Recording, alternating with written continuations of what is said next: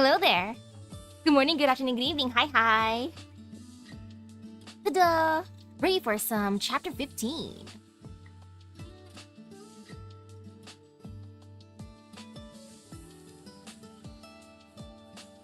Oh, I was just surprised earlier because I set it back to like how I normally have it without voice call, so like that's what surprised me. I'm like, oh shoot, I didn't realize it was gonna be one of those streams again. Since I have different settings for like regular versus when someone's in call, because the volume mixing.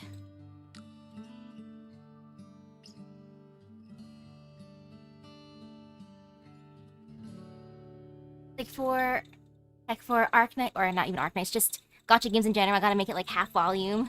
So that way I can actually hear people. Because for some reason, full volume for games is just extra loud. Yeah. Though I remember last time we were on our wonderful elite operators. Ta-da! Look at Amiya's wonderful connections. So, I'll start with Pith. Hello, Pith.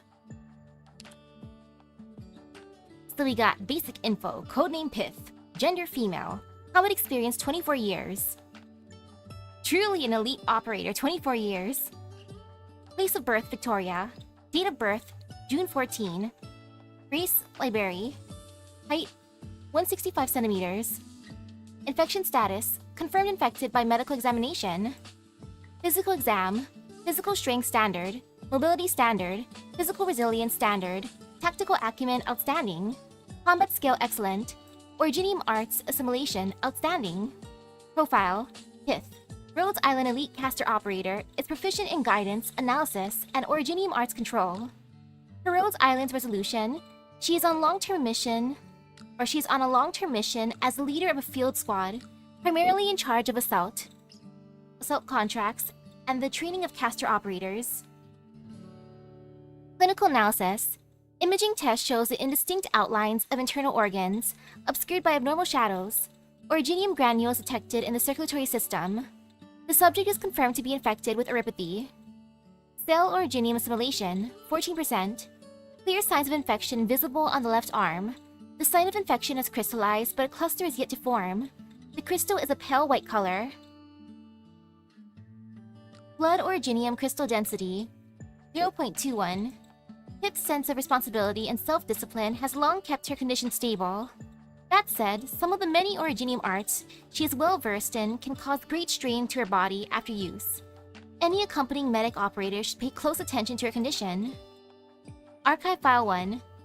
A Victorian from a military background and an excellent caster instructor, Pith is primarily in charge of assault missions as well as finding and cultivating new blood for Rhodes Island. As a descendant of a Gaulish military officer, Pith enrolled in Sire Military College, an institution that likewise has a Gaulish background with her family support.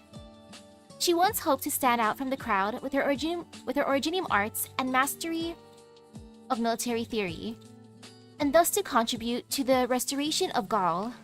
However, in the end, she became infected with erypathy during a mission and was expelled from the Victorian military.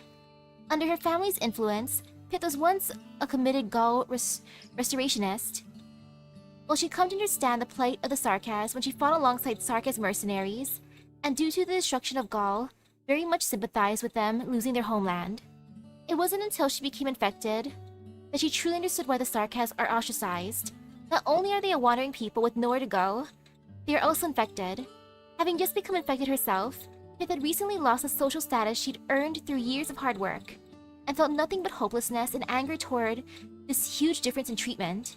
She joined Babel at the recommendation of her old Sarkas mercenary friends, not for any glorious ideals though. On one hand, she wanted revenge on Victoria. On the other, she wanted to make it clear that she had completely cut ties with her family, leaving her truly without a home. During her years in Babel, Teresa treated her like a best friend. It made her feel like she had a new family, with new brothers and sisters. It was around this time that her preconceptions about race and ethnicity gradually disappeared. Hey, hello. I feel pretty good. Ended up taking a nice nap.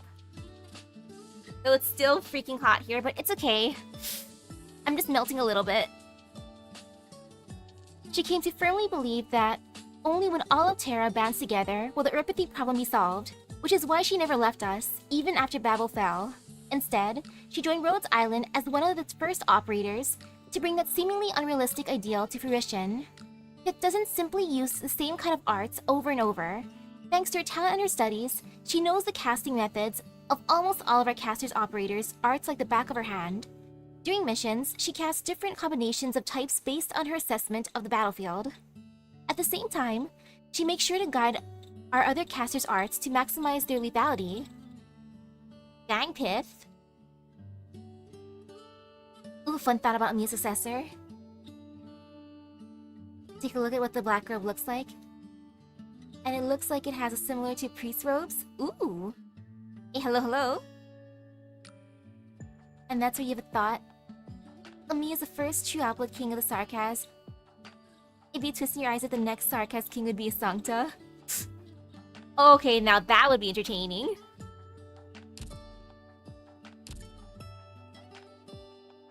And now go for a Sharp.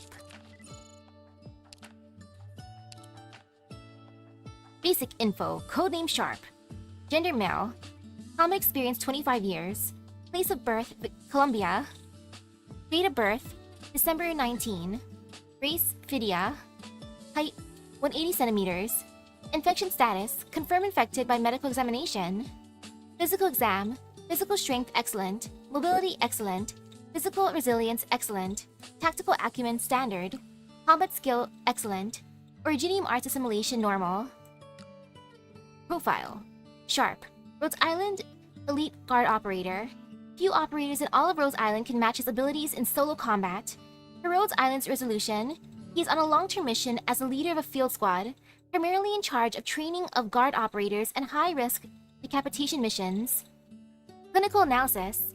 Imaging tests show the indistinct outlines of internal organs, obscured by abnormal shadows. Originium granules detected in the circulatory system. The subject is confirmed to be infected with uropathy. Cell originium assimilation, 8%. Originium crystals are present on many areas of the body surface. Blood originium crystal density, 0.23. Prior to his employment at Rhodes Island, Sharp fought for an extended period of time in relatively harsh environments. Although this gravely worsened his condition, it has been brought under effective control. Archive File 1. Operator Sharp was born in Colombia to two mercenaries. He received combat training from his parents since he was little, and later followed them as they emigrated to Sargon.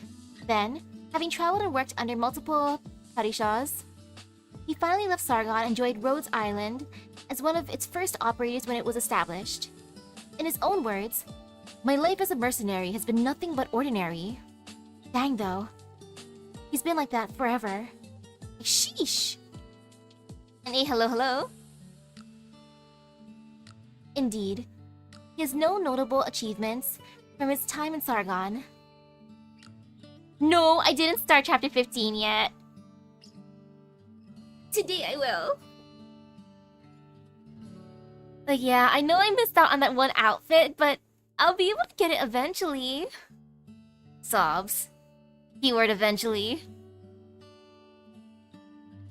That said, if by ordinary he means he fought there for some 20 years, he would have participated in over 100 battles, both large and small, made it safely out of every single one. In which case, we would be hard-pressed to find a more formidable soldier in all of Terra. Furthermore, when Sharp first came aboard, he had a very clear-cut attitude towards his missions. He never did anything unnecessary, and also clearly avoided coming into contact with other operators. Yet, as he began to trust Rhodes Island, and we in turn showed him more of Terra, he started to change his attitude and slowly began to show his true strength in combat. Regarding that, Sharp had this to say to Dr. Kelsey when he was invited to become an elite operator. "I gradually realized that Rhodes Island is a company that rewards us for the effort we put in." Aw, look at him warming up. That's actually pretty cute. And oh, fun! So, a lot to digest between horror and sadness. Oh, wonderful! Perfect for spooky season. Naturally, we had long realized that the reward Sharp speaks of refers not to monetary compensation, but to some kind of ideal. He had used to hope that his fighting would serve some sort of greater cause, but in the end, reality left him disappointed, and he had no choice but to bury that disappointment by focusing on work. That is, until his arrival here at Rhodes Island. At first, Sharp was clearly derisive of our ideals. He had served many men in Sargon full of empty promises. Besides, our ideal was simply too grandiose. However, we eventually proved through our actions that no matter how hard this ideal is to achieve, we are slowly making our way toward it. He was finally moved, and so Elite Operator Sharp was born. By the time he formally became an Elite Operator, he had no more reservations about Rhodes Island, and at the same time became less reserved himself. He started to earnestly consult our medics on medical knowledge he'd heard, train with Stormeye all night until daybreak, and even crack jokes during missions. Thanks to this, many operators have come to know him as a warm-hearted man, despite his cold appearance. Even today, Sharp describes his missions as work. Yet owing to how well our elite operators know each other, this itself has become a topic of conversation among his friends. No one loves his work more than Sharp, they say. A true workaholic. And now touch. Basic info. Codename Touch. Gender female. Combat experience 20 years. Hello. Place of birth Lithuanian. Date of birth November 12. Race Capernae. Height 152 centimeters. Infection status confirmed infected by medical examination. Physical exam. Physical strength standard. Mobility standard. Physical resilience standard. Tactical acumen excellent. Combat skill outstanding. Originium arts assimilation outstanding. Profile.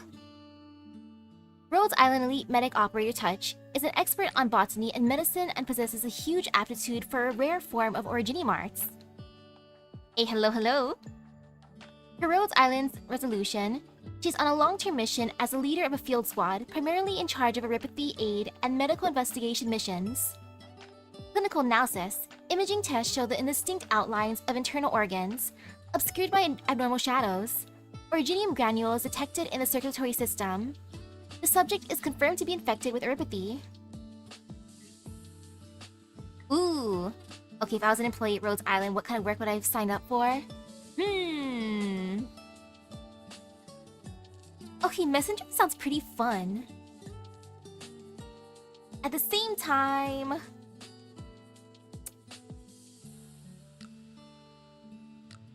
part of me was thinking cooking at first, but then I'm like, wait a second, there's so many operators. So maybe not. Cooking sounds too intense with all the different diets. Medical sounds like it could be entertaining or interesting too, but I feel like I'd either be a messenger or maybe combat. Or it could be both, you know? Like Gabrielle? She can do both. Gotta love our wonderful pharmacists. Originium granules detected in the circulatory system. The subject is confirmed to be infected with aeropathy. Cell originium assimilation, 16%. No visible surface crystallization, but a large area of originium infection can be seen in the shoulder area. Blood originium crystal density, 0.28. As an aeropathy researcher, Touch is in charge of her own condition. Only members with high clearance may request temporary access to her medical files during regular examinations. Archive File 1. A Lithuanian from a traditionalist caster family, Touch is one of Rhodes Island's most important medical operators. She is primarily in charge of medical field operations, and while she is out on her missions, she also compiles unique aeropathy cases for us from across Altera. She was born with a rare kind of originium arts that can revert any material into its original form. And to follow through with this gift, she became a botany lecturer at a young age. As she progressed with her research, however, she reached a bottleneck.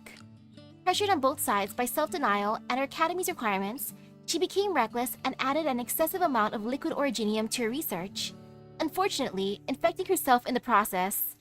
Wow! Yeah, no wonder she overworked herself. But gosh darn it. Thus, she lost her right to join the Spire. Having hit rock bottom, Touch came across Colombian theories of life science. And certain viewpoints in the field provided the perfect confirmation of her research. As such, she headed to Colombia and studied modern medical theory from scratch. Then, with Mainlander's sponsorship, she took up research into uropathy. It was during this time that she met Kelsey. Years later, Kelsey invited Touch to join Babel, but she refused, as she did not want to be involved in political conflicts. After Rhodes Island's foundation, Kelsey once again extended her an offer. Approving of its ideals, she formally became a Rhodes Island medic operator and assisted Kelsey in forming the foundations of the company's medical department. I admire the dedication. And now lastly, Stormai.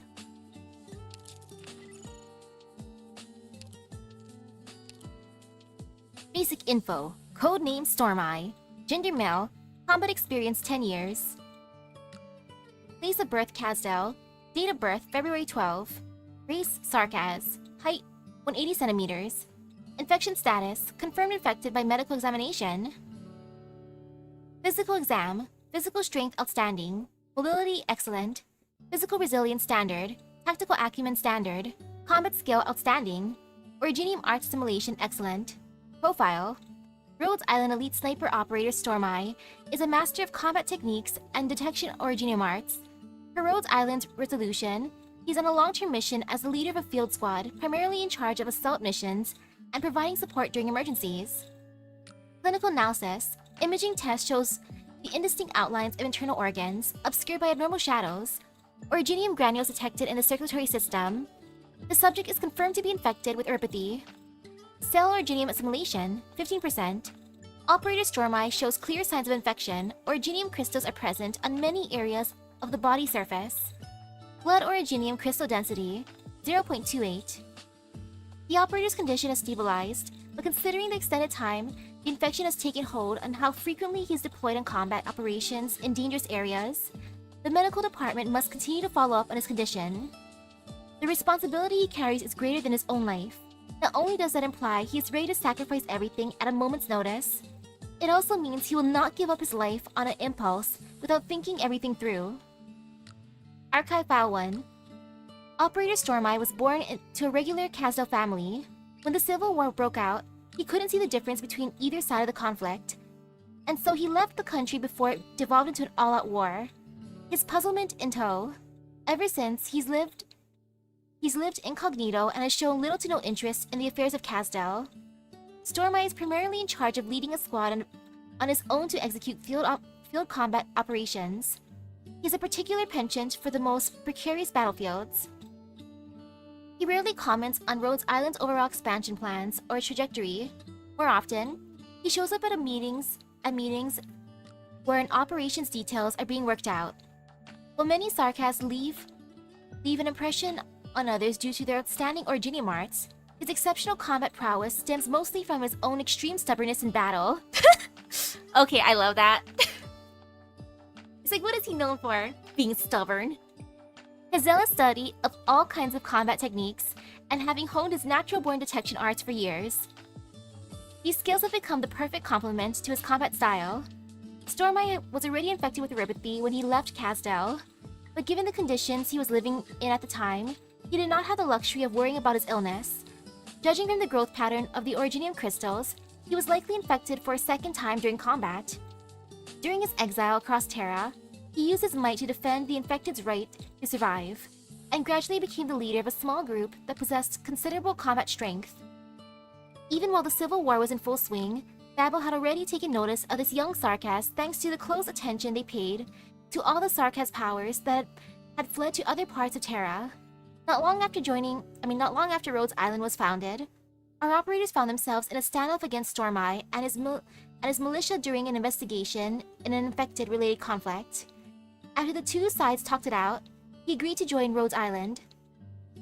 Okay, I love the thought of Rhodes Island and Stormai's group meeting up, and instead of fighting, they use the power of Talk no Jutsu and won him over.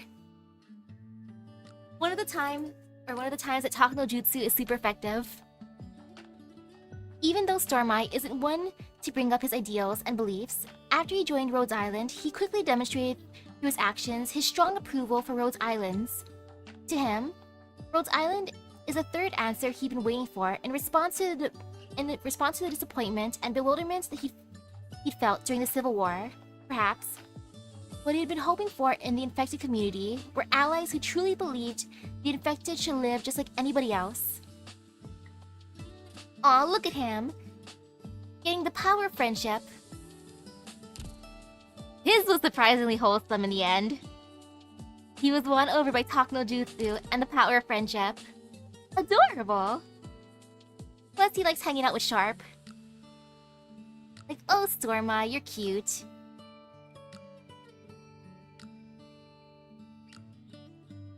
Out of these elite operators, you know, Stormeye's one was entertaining to me, or the most entertaining. Touch though, gosh darn it, Touch. But Stormeye, stubbornness, power, friendship, and Talk no Jutsu. What a cute list. And now to the main event. Ehehehehe. Chapter 15, wonderful. Dissociative recombination. Oh, this'll be fun. When moments fade in cosmic streams, and stars in silence sigh, the boundless thread of ancient dreams unfolds across the Originium. The end of past and present tells with silence the last light breaking, and the still hour is come the sea tumbling in harness. No fear, no pain. Oh, the bright light. Universe. How should we interpret this word? With mathematics, physics, faith, imagination. We exhausted our minds attempting to define this still unfamiliar word in a variety of languages, and arrogantly claimed to have mastered true knowledge. So why are most of us silent when destruction is so near? You cannot turn back from knowledge. Since we have glimpsed the partial truths of countless fallacies, it is only natural that we cannot retreat into the darkness of ignorance and ignore the advent of the end. I think, perhaps, I've touched on the key to resolving this ultimate question. Use the language you and I created, Misaki. Will do. I assume, Priestess? It's time for this war to end, Dr. Misaki Nobunaga. The purple flames ignited by the Draco have accelerated the course of the war. Once the Exemplars and the Ducal Alliance's troops push into Nesalem's final stronghold, our goal of concluding this war will finally be within reach. But, Dr. Kelsey, how long will it take for us to cover this short stretch? There's no way to tell, Mia. Londinium Outskirts Battlefield. Wreck of the Gloriana. Originium. Bloody Originiums really chopped this battlefield in halves. I have to remain here and continue to fight with the local garrison. Sorry, kid. I can't go on with you. Self-infected. This whole time we've seen nothing but ruins and dead. No garrisons at all. Also, please don't call me kid. The monastery's already celebrated my coming of age. Haha, you remind me of my daughter. See the light shining up high there? That's part of her grace, the Duke of Caster's Gloriana. The gun's still working, which means the news I got from the broadcast is true. My squad served the Duke, so I have to go back. But your wounds... I can walk, since you helped patch me up. But you, are you sure you want to go back to the city? It's the most polluted place there is. The active Originium in there will be the death of you. Hello, hello? She truly is tough. I mean, look at her arm. It's already super crystallized. And that's the only visible part that we can see that's crystallized. The bishop told me that the kind that the kind person who saved me from the mines went through hell and back to deliver me all the way to the monastery. So I knew from an early age that salvation never comes without a cost. Don't worry about me. The clergy taught me many ways to keep myself safe. As long as I can save one more person, anyone, before I reach my end. To be frank, this is the first time I've seen a cleric as devout as you.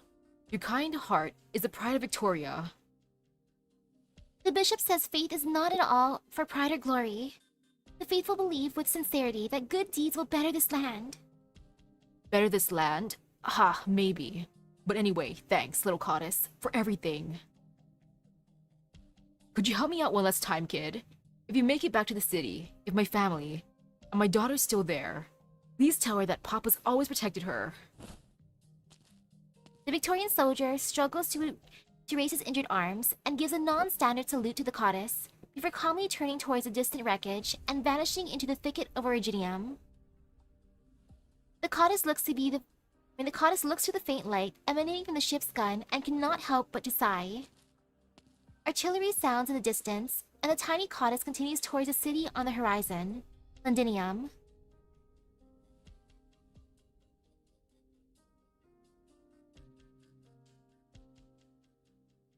I hear the cannon fire too, Dr. Misaki.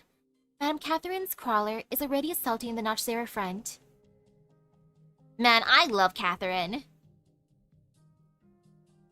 But will the war end once we beat them?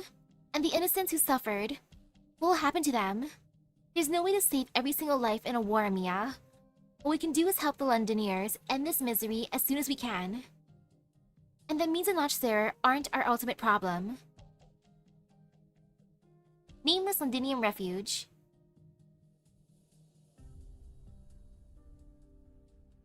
Mary Davy, please don't tell anyone else this kid is hiding here.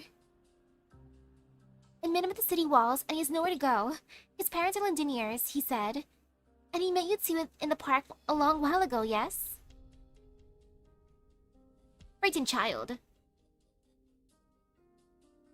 Disgusted child. I don't remember. You helped us, and I promised to help you, but he's not you.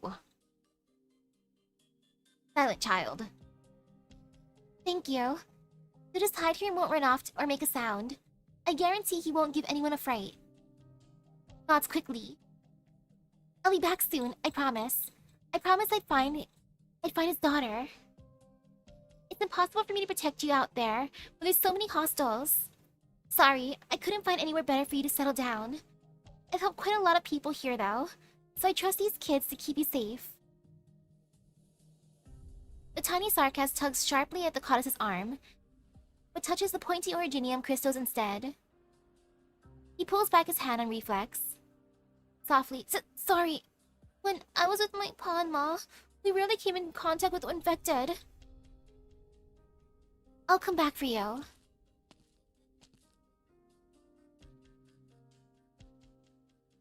They're just gonna sit there in silence now. The courteous is not gone for long. When she arrives at the soldier's home as directed, there is nothing left. But letters found in the ruin tell her that the soldier's daughter joined a force rebelling against the Sarkas in the city, the Exemplars. It is a difficult journey for the courteous as she returns to the refuge. When the Victorians joined forces to attack the Sarkas front at the Palace of Westaleg, originium continued to spread throughout the city. Hey, hello. There are also those mad Sarkas mercenaries wandering recklessly around, as if they've lost any semblance of humanity. Her head hurts from the city's terrible condition, but also from the horrific black crystals on her body. I might be nearing my end now, Father Bishop.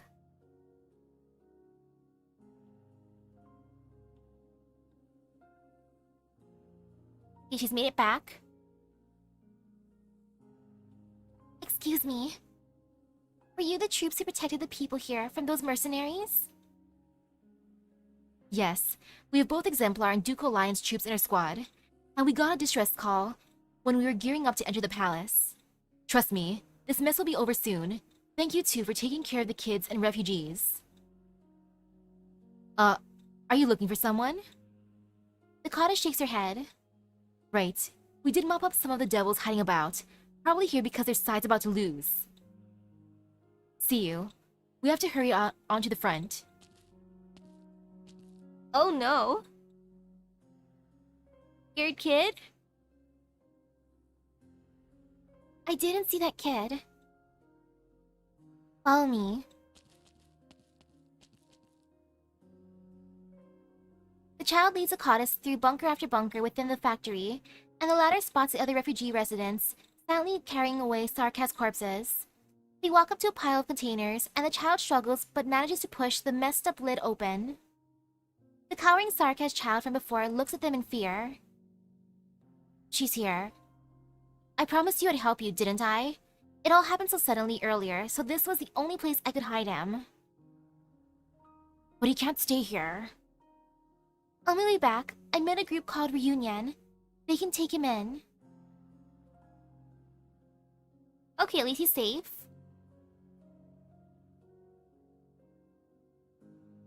Don't worry, we'll take good care of that one. But what about you? Your empathy's serious. You should come with us too. I still have some things to do. Alright, I won't force you. You remind me a lot of my comrades. Here's some suppressants and protective gear. Good luck. You too. Victorians advance in waves from afar towards the Nochzera King's last stand as life fades away.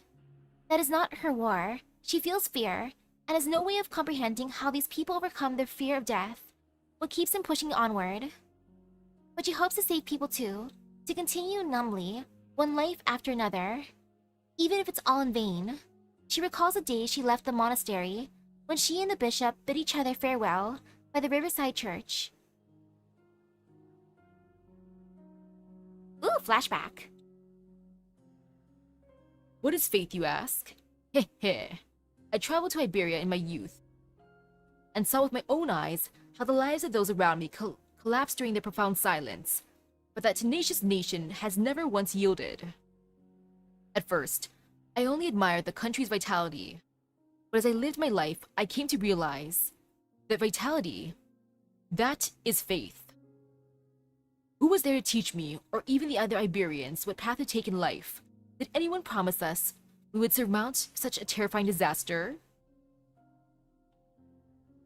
No, but faced with calamity, we always convince ourselves. Everything we go through is inevitably for something. Suffering will eventually end, and we will enjoy a wonderful future. That is faith. Faith does not reside in scriptures, nor in our prayers or hymns, but in our lives. Faith is in our bodies and minds, in every heartbeat, in every breath. It is a source of all strength, only because we believe.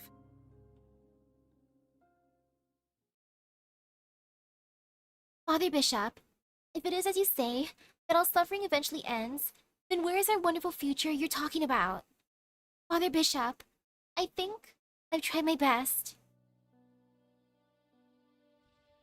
The cottage collapses from exhaustion among the ruins, to the sounds of gunfire and cries from afar. An intense pain reminds her of a cruel truth. This body has met its end. She waves to those nearby whom she saved from death, staying alone in a wide open space far away from them. Her body begins to disintegrate. I'm willing to believe. The light caught in the goddess's eyes begin to dim, until she sinks into endless night. Oh, a hand. Then, she seems to see someone hold her almost shattered hand, and light begins to flow back into her eyes. Ooh, she's been saved. Hello, Amiya. What's wrong, Amiya? I think I heard the sound of an infected disintegrating again. I could almost see their final burst of light not too far from us. We've seen this happen too often lately. Let's go. It's time we end this. Let's go. Let's go confront Teresa's. Let's go, Doctor. Doctor? Kelsey, a thought occurs. What exactly does stasis with the assimilated universe mean? Does the place we've been prevent even time from escaping? What exactly does stasis within the assimilated universe mean?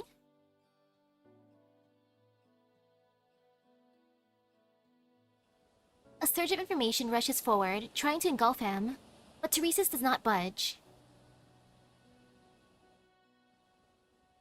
I finally see with my own eyes what great feat you've managed, Teresa. Originium assimilated universe, time unknown.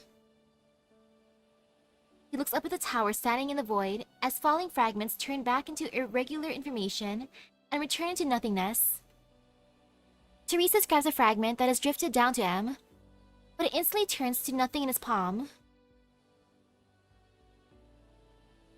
You opened this door for me. They'll finish this last part of the journey in your stead, Teresa. Once we Sarkas seize the Originium that belongs to us, we shall for the first time hold the power to determine our own fate. He grips the blade in his hand and stares coldly at the large rhombus approaching him. Then he walks toward the crumbling tower. He knows well his opponent will be there. Destroy anything just to create a ladder. Teresa has left a path for him. The myriad souls who never gave up resisting until they completely dissipated did one last thing for the Sarkas within the Originium. They fought for a future where everyone has a right to survive, for the ones still alive. Onward, everyone. Just as always, my blade will cut our path forward, and you will lead the way. I never break my promises, Teresa. He walks up the flight of stairs towards the top of the nearly collapsed tower.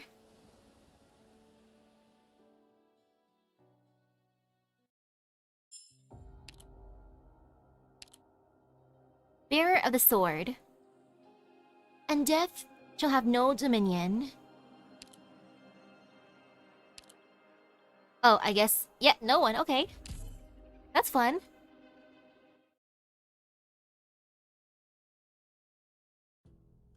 Unknown language. Start, Misaki. Oh. Looks like we're starting from where we left off.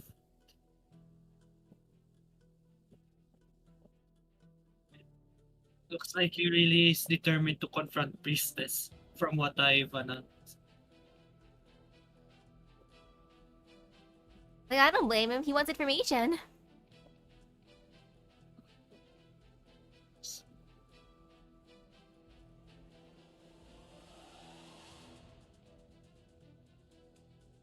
This my voice is loud. Is that okay? Okay, let me adjust it then.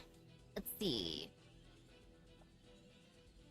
See, over there, I think that's good. Now let me adjust the game volume. So I feel like main chapter's a little bit softer than the IS songs for some reason. Okay, I think I adjusted properly, hopefully. Hello? Hello. Hello?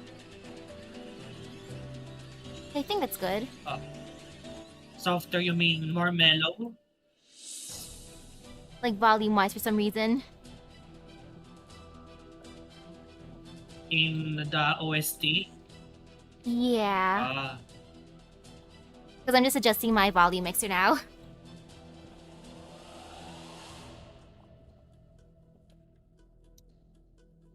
But everything should be good now.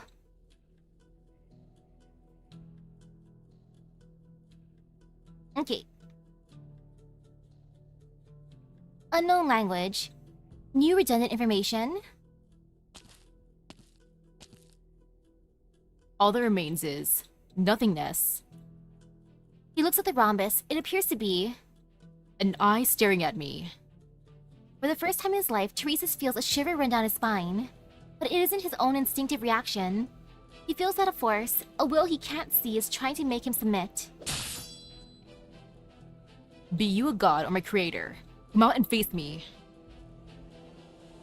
Dead silence, cold. There is no response from the void.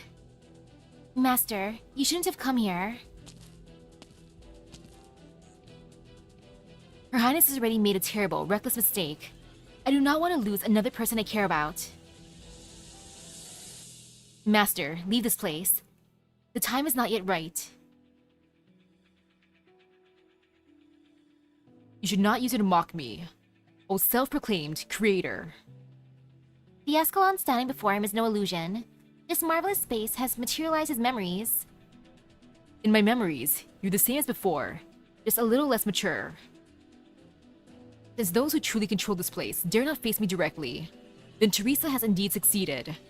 They must have already been subjected to numerous restrictions. Otherwise, those arrogant beings wouldn't have tried to get you to stop me. Teresis raises his sword. You still do not wish to leave with me, Master. If you really want to take me away, then defeat me. As you wish. You're skilled, but you're merely using the skills I've taught you.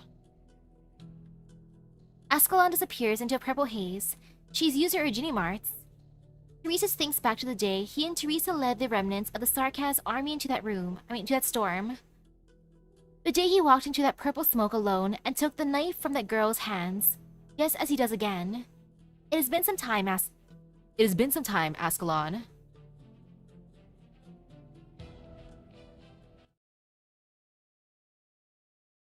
And now the fight. Oh, interesting.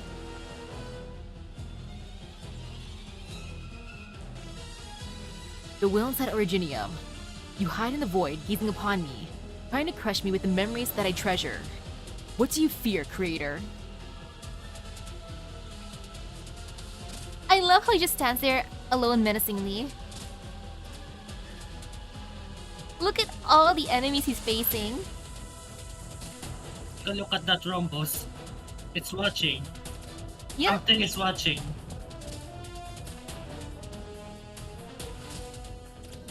The eye twitching is probably like, wait, I'm sending so many after him. How is he just one-shotting them? Like, and why is he taking no damage?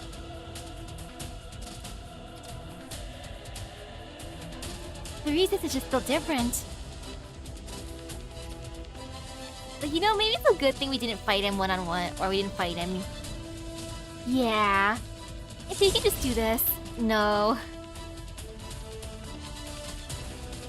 Rose AoE attack is too strong. One-shotted monster and calcite. I always wanted to stand before you again, Master. A shame. You are not her.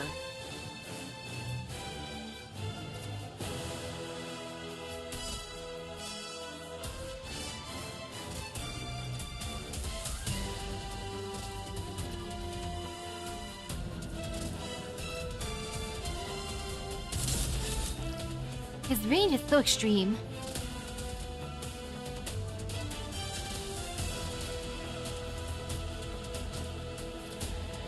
But even Ascalon takes no damage too. Or wait, what is she doing? Oh, that's taking some damage. Uh-oh.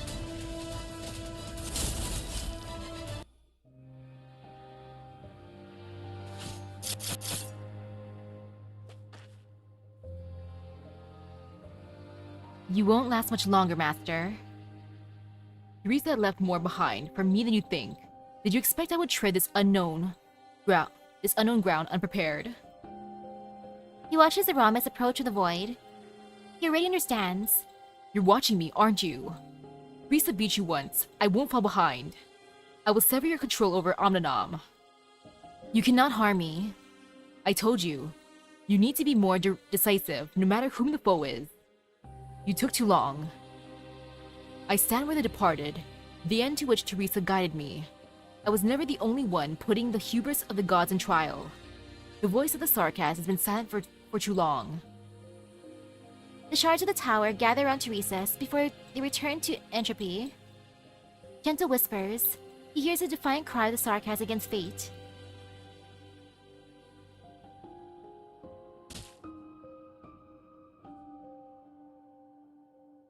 Did you think you would witness me cower, gods who play this game? Did you think I would submit to the sentiment? You don't know me, and you don't know the Sarkaz. Look upon my sword, Ascalon. Ooh. Ready.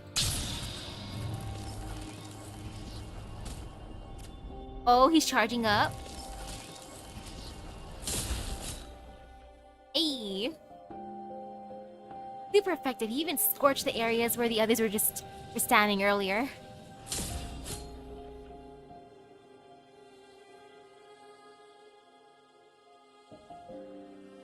Yeah, I'm really glad we didn't have to fight him. Like, sheesh.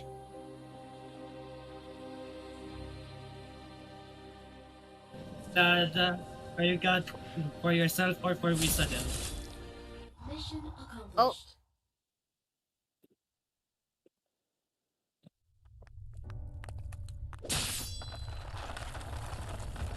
The rhombus-shaped eyes In collapsing. terms of not fighting Theresis. Like, I'm just happy we didn't have to fight him because if he can AoE everything, ugh. And also if he uses his ultimate. For the ones standing on platforms, the platform got scorched, so I assume no one can be free to play there at that point. So yeah, I'm glad we didn't have to fight him. At the same time, he could be a fun boss, but nah. Not worth.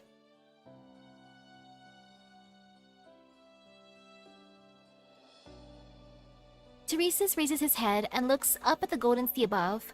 The platform's descent is slowing, but it will still eventually crash into the ocean.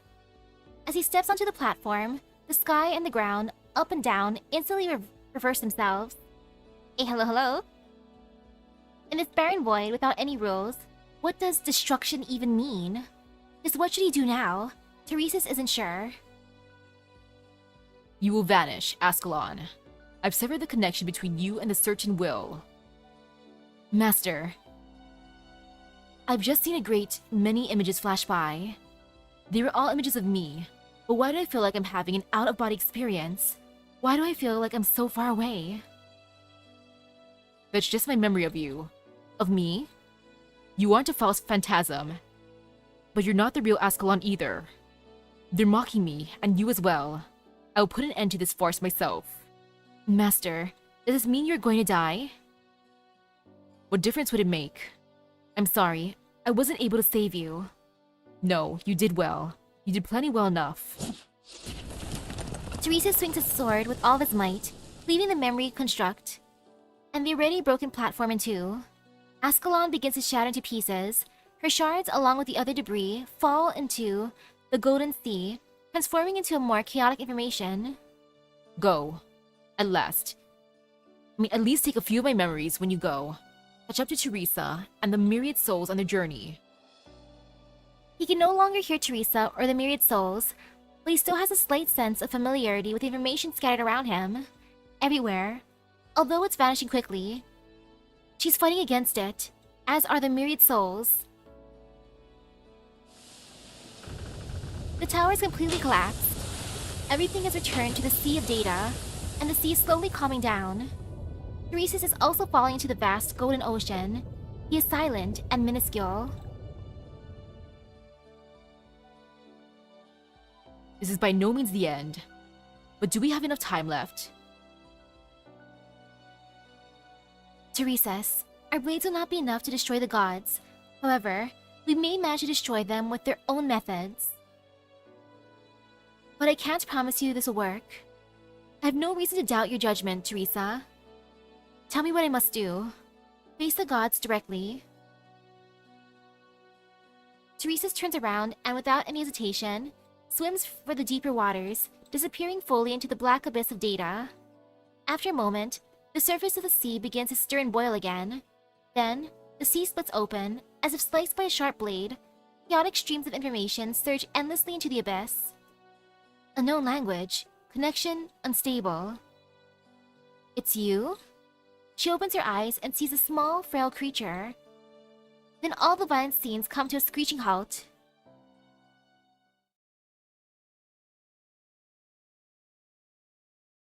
Throne Room, Palace of Westleg, Autumn 1098.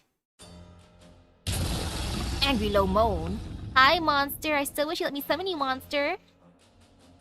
Hey, Manfred. Ascalon does not need your help. Disapproving roar. This is not the proper stage for your fair fight. Teresis does not have much time left for us. Ascalon, How are your wounds healing up? Ascalon, what intel have you received?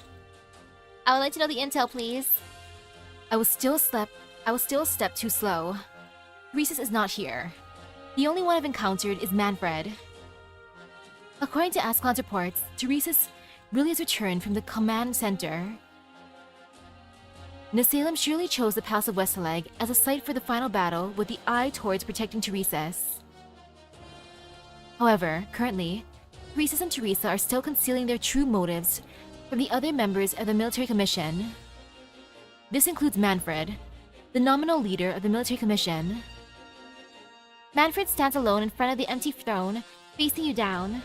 Ascalon is fully locked in onto him, leaving him no room for any reckless moves.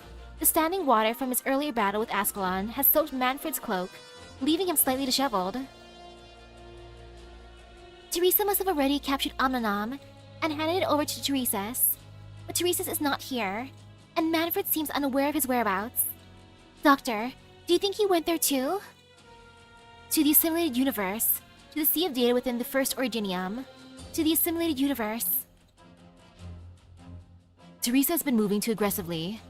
If Teresa's reasserts himself yet again, damage could be irreparable.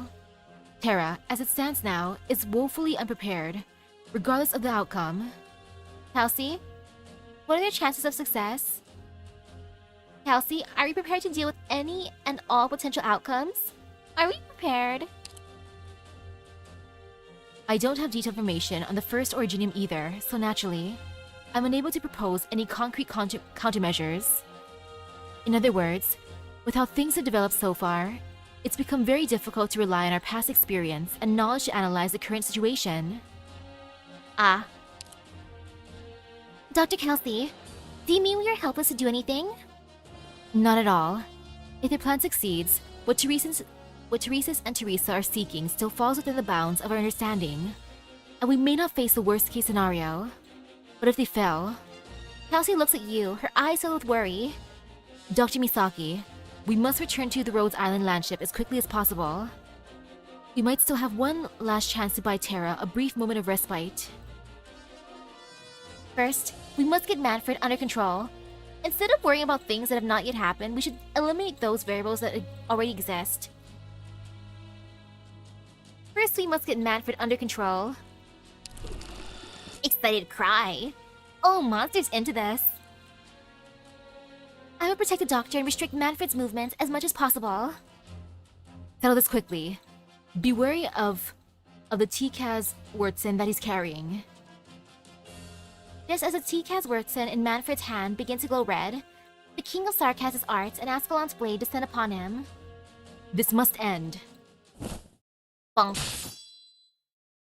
Move.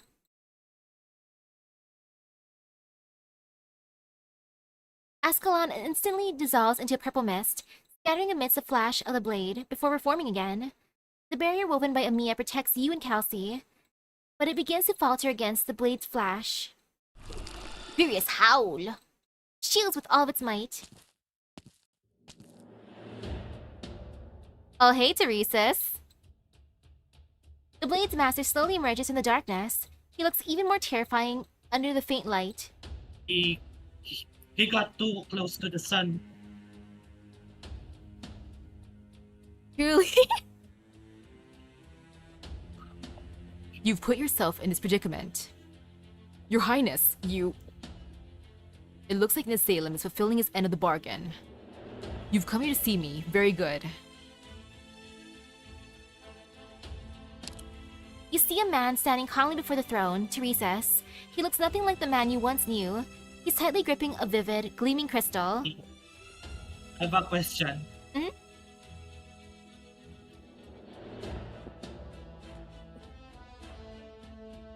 I watched a streamer not so long ago, and they saw this, and they asked a question: why is he doing this? That they are confused. For Misaki, what is Teresa's doing this for? Well, he's doing this for his people, for the Sarkaz. He wants them to have Omnanam, a power so then that way, all the other nations can't really get to them.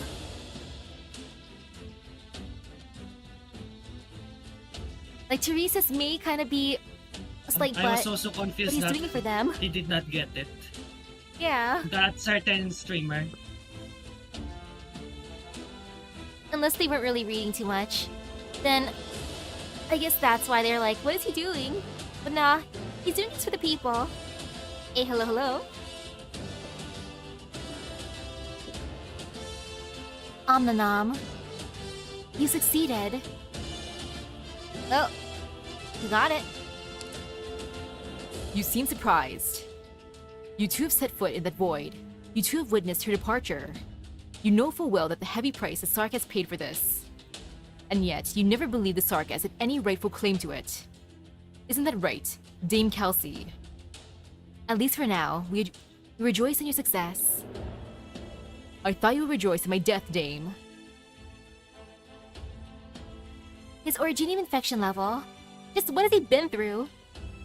Well, he's been swimming. I don't know what he's encountered, but needless to say, the assimilated universe's chaotic information continues to rapidly corrupt his will. It will carry on this way until his entire body is fully recoded in another format. Originium. How much longer can he hold out? Frankly, I'm stunned that he's managed to survive this long. Your Highness, I shall escort you out. Maybe we can still find a way to. Londinium does not need me anymore. Please handle the remaining tasks. I must do one last thing for the Sarkaz, while my mind is still clear. Rhodes Island, the equality you seek may be a noble goal for all of Terra, but we Sarkaz would not be there to greet its arrival. Such bitter irony. You and I brought about that outcome with our own hands, Dr. Misaki Nobunaga. And now you're walking the very path she once laid out for me. Omnanam is responding to Teresa's call. The entire underground throne begins to shift. The path by which you entered is now gone. The hole sealed in the lower layer of Londinium is being filled at a pace visible to the naked eye. Stop him! The surging originium assimilates Amiya's arts, something she has never experienced before. Not working! Why? But Teresa still shows the same, rarely seen, pained look on his face. Courteous, you are much like her. Something's not right. The originium assimilated Amiya's attack. Something's not right. He is currently adapting to and studying Omnanam, but the more he's exposed to it, the more the chaotic data streams will impact him. The first originium, having had its authority seized by force, can't possibly compare to the state it was in when first created. We still have a chance. Hey, hello, hello? We don't have to attack head-on. Stall. He can't hold on for long. You know, we're gonna stall. I need to get closer to him and Omnanam. Just trust me. I won't forget. Just trust me. I can't get infected. You'll never forget how you felt in that moment. You nearly lost Amiya. However, you feel a torrent of jumbled information rushing through your mind. Time is slowing down, but you can feel the originium you control. Maybe, just maybe, you still have a chance, so long as you can remember everything that happened.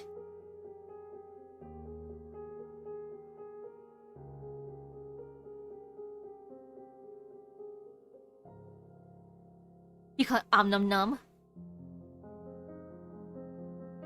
And yeah, Teresa's gave us everything right now. Now he has. Like, truly. If you can do that, you'll be able to stop the originium.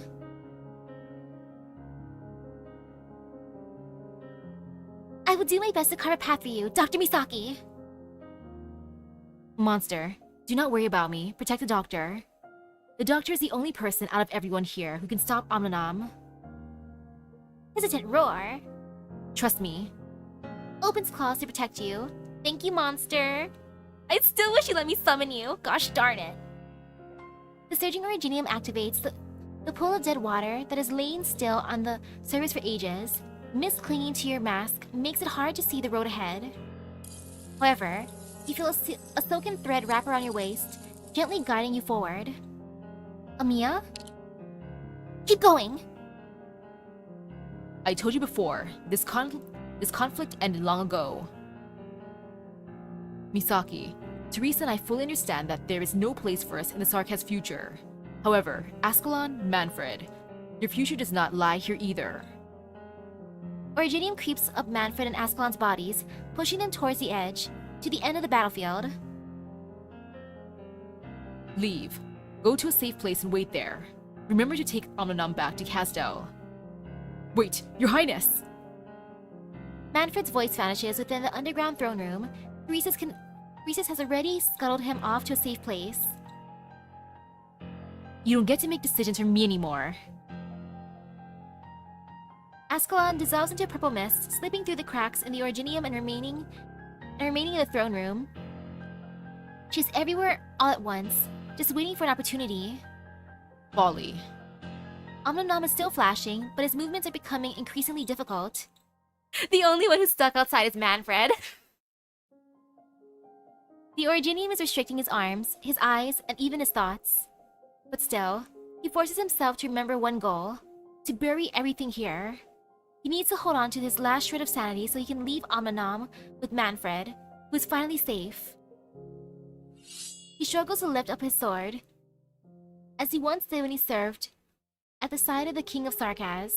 He raises his sword for the Sarkaz one final time. Misaki, we meet again at last.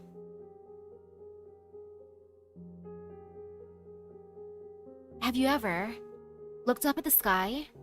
Beyond that sky, far beyond the twin moons, there's a place that we would once return to, where we would sleep peacefully. But I'm the only one left here speaking with you. In the course of the Sarkaz's eternal search for the remains of dead gods to fend off your enemies, have you ever wondered, why did those gods die?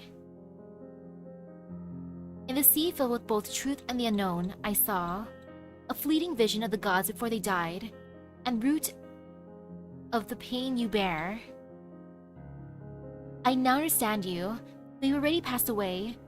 Now I'm the only one left, and I'm speaking to you.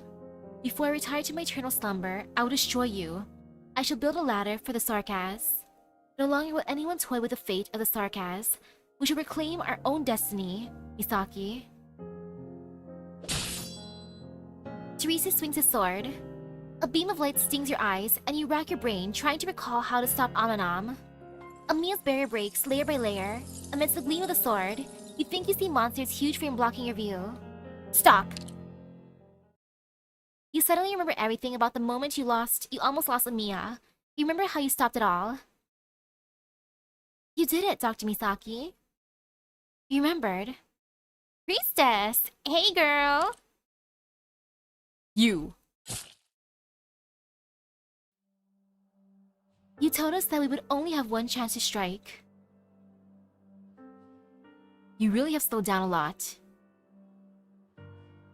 Teresa struggles to lower his head and sees the blade that has pierced his heart, as well as Ascalon, with a determined look on her face and tears in her eyes. Oh look, it's the prophecy of Ascalon with her blade. The figure steps out of the smoke and pins Teresa's to the throne with all of her strength. Omninam and his sword fall to the ground, laying in the shallow water reflecting the dim light. Master, this is the end. Teresa raises his hand. Careful. Do not let him touch it again. Teresa clutches Ascalon's assassin blade and uses all of his strength to slowly draw it from his chest. There is no blood. There is no warmth. All that's left are a few shattered crystal shards. Well done. You finally found your conviction. Your heart. It stopped beating a while ago.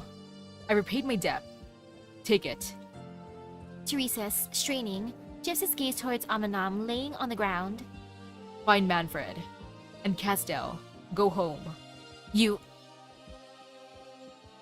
Ascalon feels himself being pushed away by a very weak hand.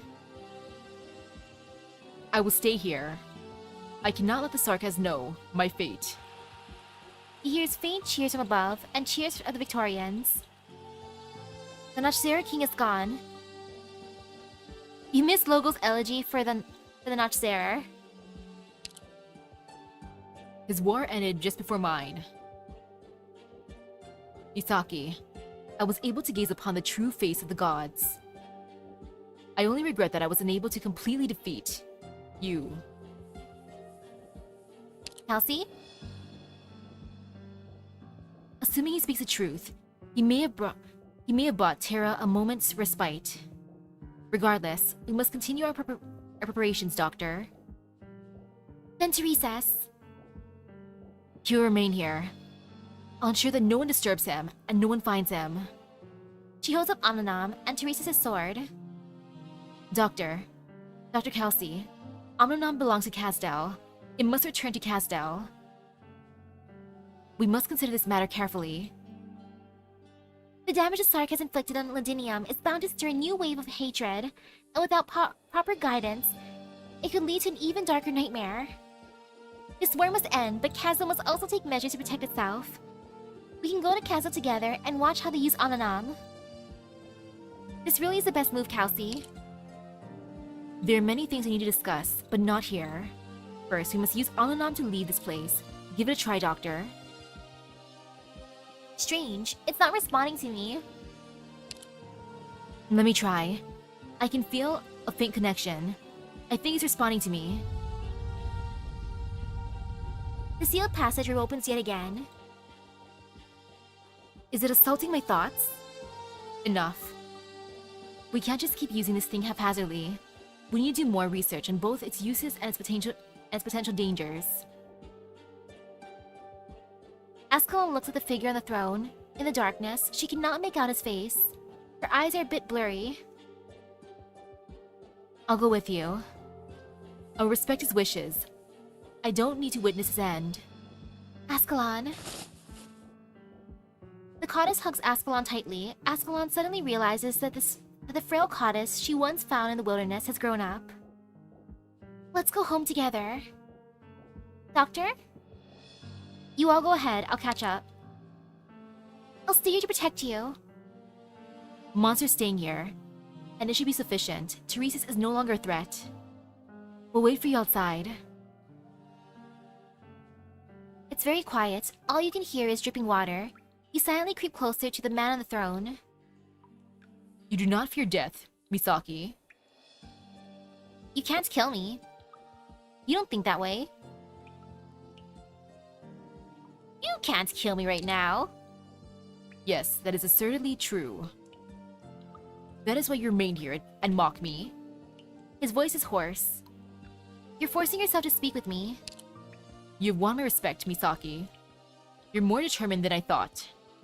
But you were on a suicide mission. I never imagined you could seize Omnonam.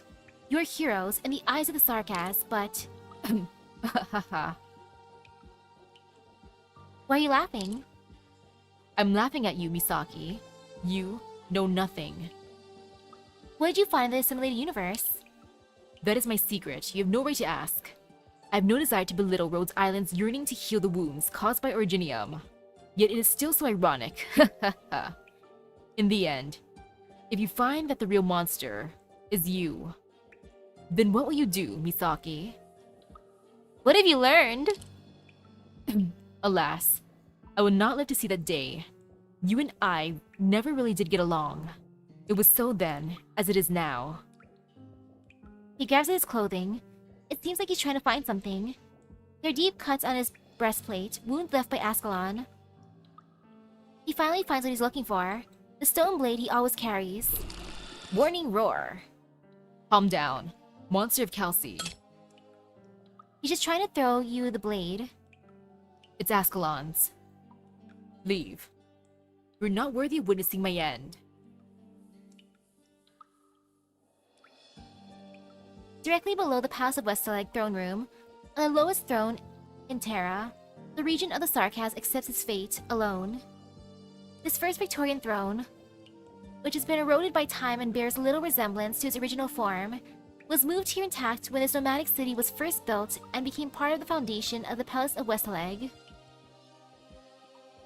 The king who built Londinium said, "This symbolizes that Victoria's royal authority is everlasting, from beginning to end. According to official Victorian records, the Sarkaz mercenaries, led by an organization called Babel, withdrew from Londinium in October 1098. However, the leader who ultimately directed all this, Teresa's, vanished without a trace.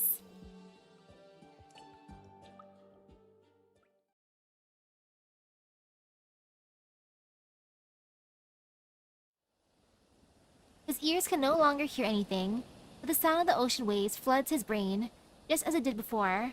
This is the voice of the assimilated universe. An endless stream of information crashes into his consciousness. It is frenzied and unclear. It is beyond his understanding.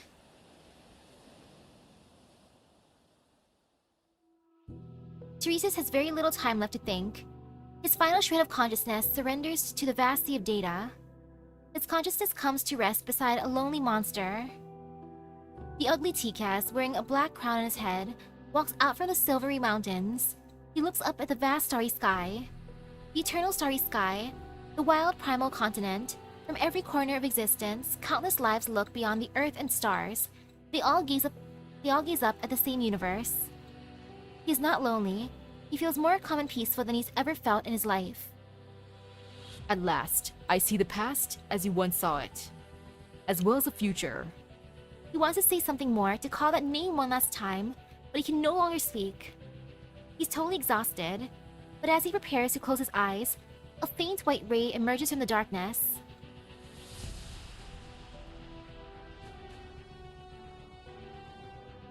We insist that you know the parting words she left for you. As Teresa left with the myriad souls, she heard your voice among the many who called out to her. Our time has finally come to an end. Goodbye, Teresa's.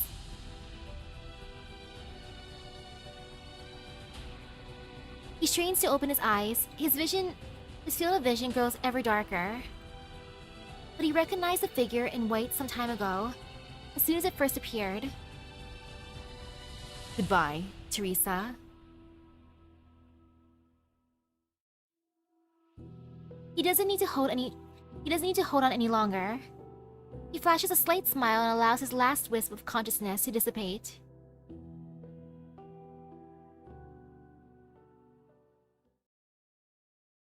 The light dispels the darkness. The light brings forth the darkness. When the light pours into his eyes once more, time seems to have gone backwards, back to the moment before the collapse.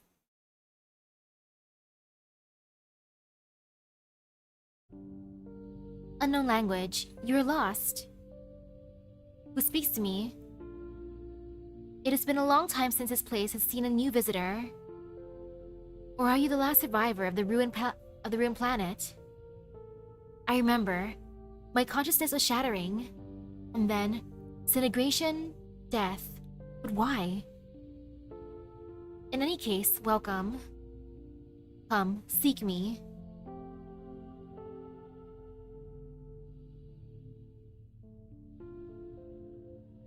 I remember. A hand reached out to me before I died. This place. The goddess, who should have perished and returned to Tehran soil, looks around in confusion. She has never seen a place like this before. Light falls upon her, and she feels warm. Where are we? The land beyond death? The home of the gods? Look at her, she's healed! I say as it just ends. You know, maybe I should have clicked. Oh, she doesn't have her shards anymore. It's very heart-wrenching for Teresa's there. He went out like You know a badass. Misaki? You know Misaki? Hmm? He had us fooled really in Babel.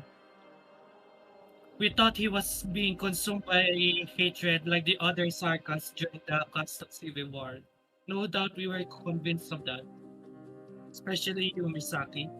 If I were to describe the flames of hatred during Babel, it was like a wildfire that would indiscriminately burn everything around its path. But Teresa stepped into that flame, and we thought he was being consumed by it.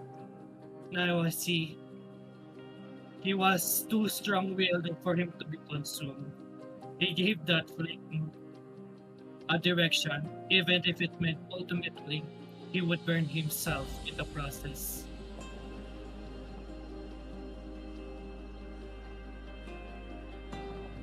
It's so sad considering the other outcome that could have happened. With him and Teresa ruling together, all happy like.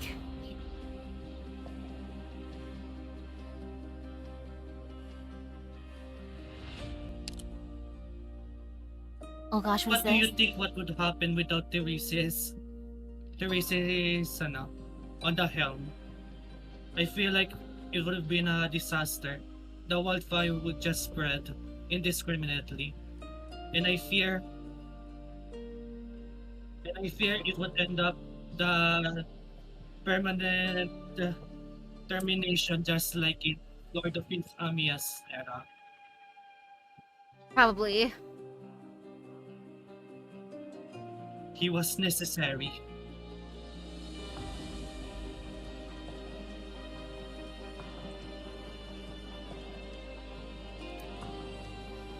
Now what the heck is this? Doctor, the new adverse combat difficulty is available for the stage. Tap here to enter adverse combat. You can directly enter adverse combat and begin a simulation. Oh? Continue?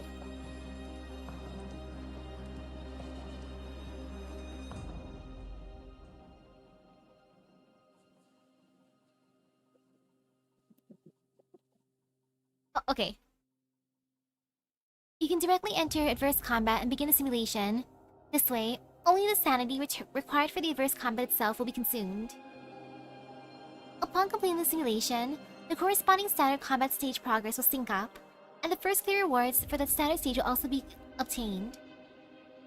In addition, once the adverse combat simulation is completed, strategic simulation unlocks. By choosing to take on this increased difficulty, you can earn simulation points, Doctor. You know, let's go back to standard for that. In the name of a miracle, shall sleep in the light of a wondrous day, where hell and heaven shall leave thee free to the universe of destiny. Okay, 2 entrances, 1 exit, and stairs. Not bad. Misaki, Mhm. if the resist was not, let's say, on the helm, what do you think what would have happened as an alternative, as a consequence? Everything would just go up in flames. Everyone would just fight.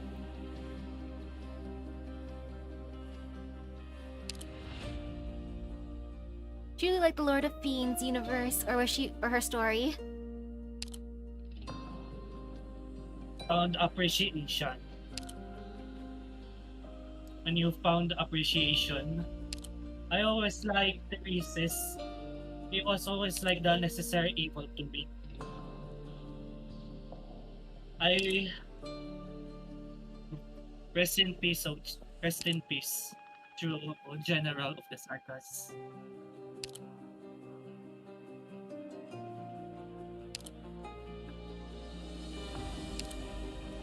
Darn, I'm just gonna keep on refreshing it, or when we refresh.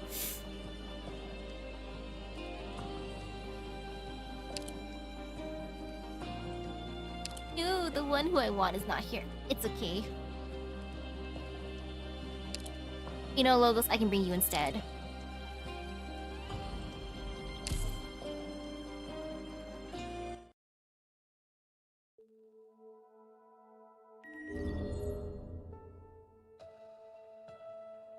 Bells? Why am I hearing them ring from all directions? Her voice is so soft that it does not even echo off the walls. Whenever the foggy light comes, lots of tiny holes appear in the walls, opening and closing, breathing. When the light disappears, the walls turn white and silent. That light is very different from the Holy City's light that the bishop talked about. The light is a simulated F spectrum. I can hear you. How can I see you? She presses her nails to the wall. It feels warm and soft, as if she's touching someone else's fingertips. So she places her whole palm against the wall's fine patterns and textures. Wherever her hand moves, the patterns stretch along with it. Oh no, did the internet just die? Oh wait, no, it's back. Internet-kun? Or OBS-kun, you're kind of worrying me.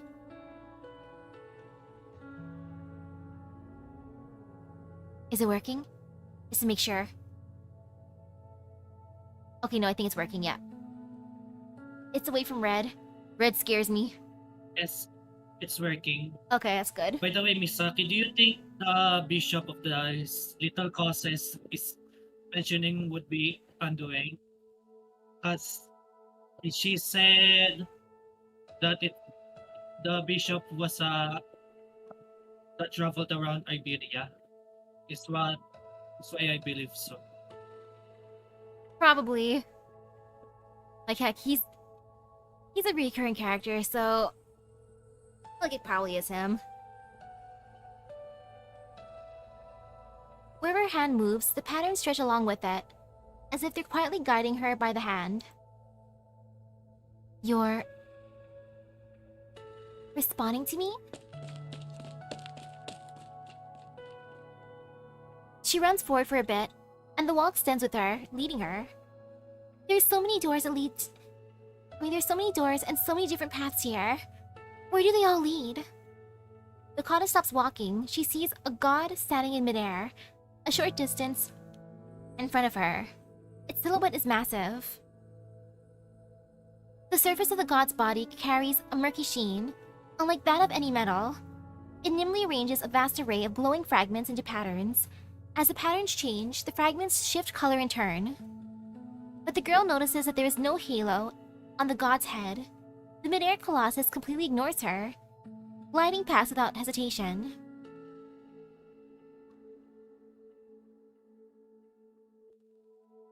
Oh, it's cute! Mechanical life form. Another similar being approaches and stops in front of her. It seems to be asking her a question. I don't understand what you're saying. The god is quiet for a moment, then it switches from its own language to another one and continues talking. Your use of language is primitive. Wow, what a nice first words. The god extends its supple limbs to cover the goddess's head. The goddess nervously shuts her eyes.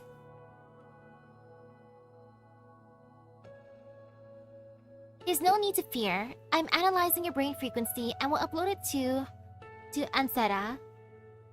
Language, you sufficient to communicate. Not yet vectorized. Extrapolation, deduction. Language, temporary adjustment. Resonance, necessary. I can't understand you. Can you understand me?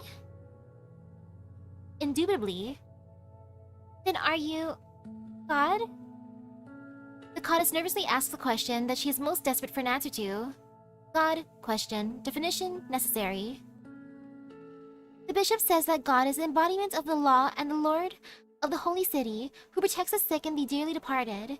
But these things that he says were never recorded in the history books. Forsake God. God not necessary.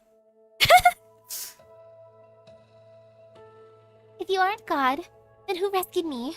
Why have I been brought here? Or is this kingdom come? Are you here to guide me into the kingdom? It might have been Priestess. Priestess is like, oh, Doctor, you're having fun traveling with little Amiya. You know, I'm gonna get my own Amiya. Like, ta-da!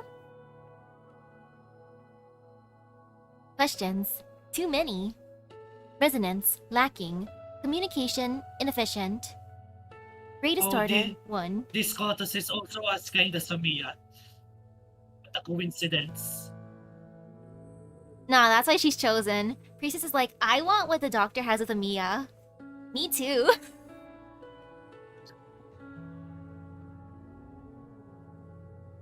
Greatest order, I. Partial answer, show you.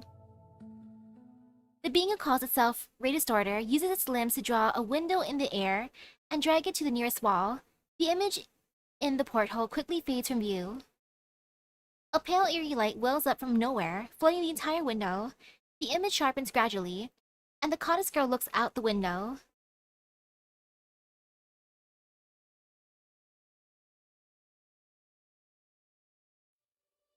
A shattered sphere floats in the dark expanse of space, dotted with countless stars. It is frozen at the moment of death. All the past that have not had time to be told shatter into dust and are cast into the frozen void. The dust particles find each other and circle around the former garden. They clump together into rings that float in the air. The courteous girl and Ray Distorter sail atop these dust rings into the dead silence. We see, sail, salvage. You shudder. Fear? The faraway things, the twinkling things, they look like eyes. It's really scary. They're just stars, but they feel alien to me. There are too many of them. They're too close, too bright. You're not scared? Fear is unnecessary. Fear too limiting, too inadequate to describe. The courteous looks through the window and sees that tiny holes have appeared in the walls of the ship. A white light appears somewhere far in the distance. It starts growing, and growing until it covers up almost the entire window. The blinding light caresses the surface of the land of death, covering and hiding everything from any would-be watchful eyes. The courteous girl looks directly at the light. As a fear is continually invading her heart, a fear she does not understand, it is a pale light of a dying star. A dead planet still orbits the star, and the great ship clinging to the star ring, must endure its light and its wailing again and again without end. Sea, yes? Only grave, no holy city. Only cycles, only laws, no gods. Universe, welcome. You, traveler, name? Pierda. I don't know when it started, but the nickname the clerics used to tease me with became my name.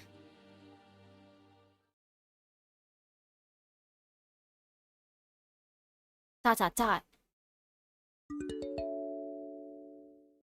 Administrator permissions confirmed. Unlocking restricted access project. PRTS repaired audio log number 0422.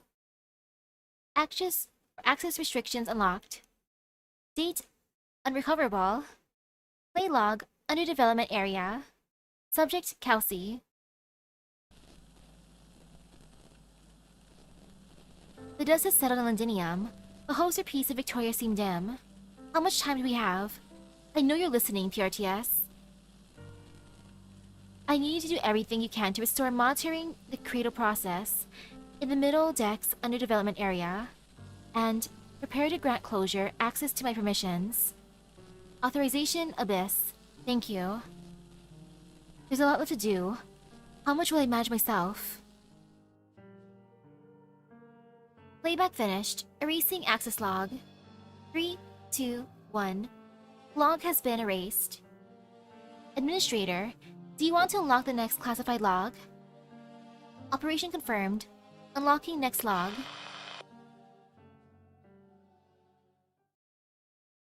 Rhodes Island Landship, summer 1101. 3 years after the Londinium incident.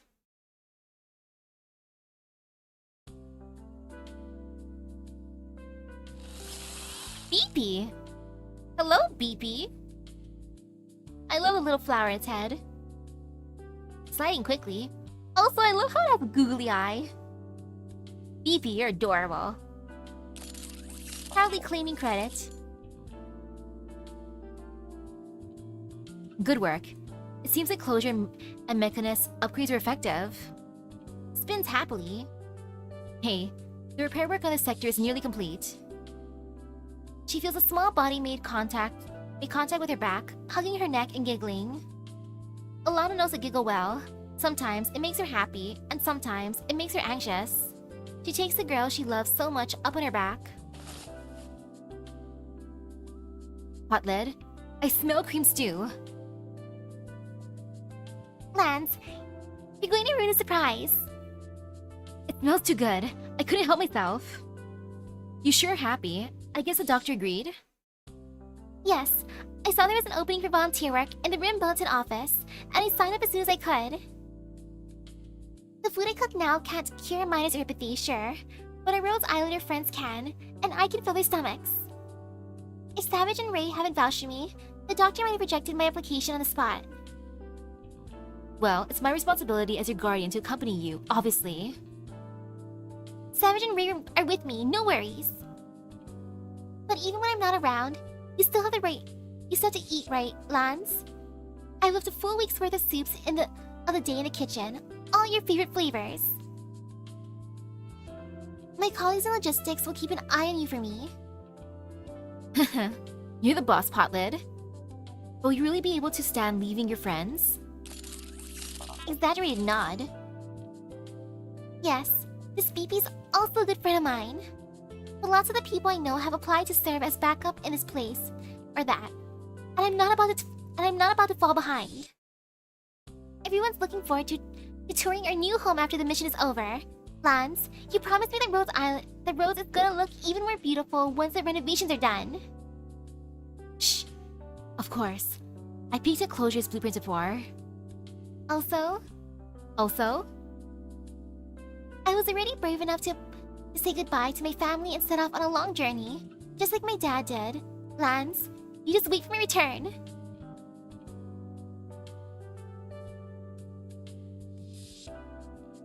Kitchen time. A giant cookie. Is it some Kyobi?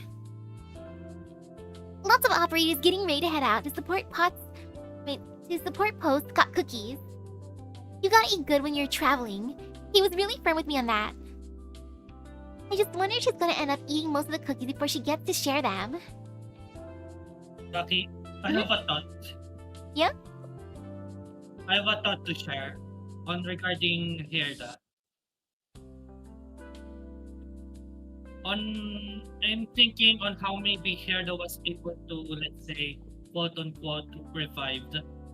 I wonder if Princess did save her, as the one was the highest privilege in Originium. I wonder if she did by manifesting the information of Herda in Originium, her memories, appearance, emotions, and personality into a physical form. So, as she was disintegrated by Originium, she was also brought shape to Originium as well. That's the thought process that I think. What do you think of it? That's probably the easier way. Like, you saw her body was disintegrating, so it's like, okay, let me reach out, grab her memories, and ta-da, new body for you, Herda. Like, good for her. Rather than just, like, isekaiing her fully.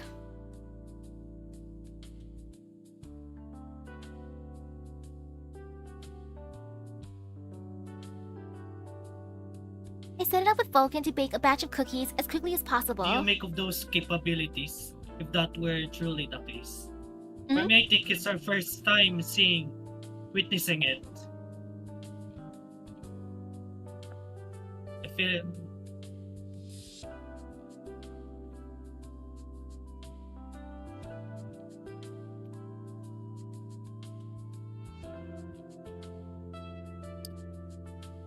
But if anything, Priestess seems kind of used to that. So maybe it wouldn't be the first time.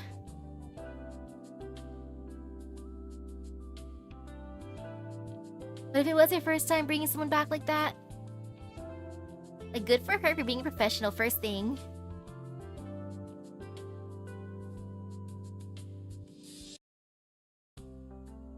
Because the little robot did say that they haven't had visitors in a while. So it's not the first time someone appeared there.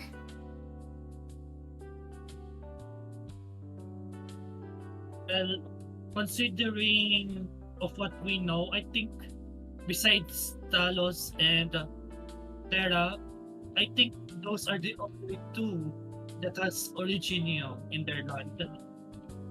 So I wonder how, and she's pretty impulsive. So maybe it is her first time.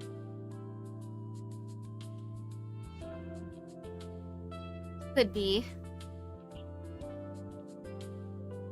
Then then again, that one world that was like a dying world did look crystallized, so that could be a bad end for a planet with Originium.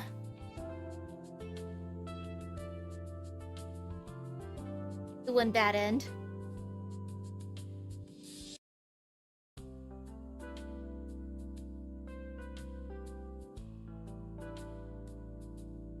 Okay, continue.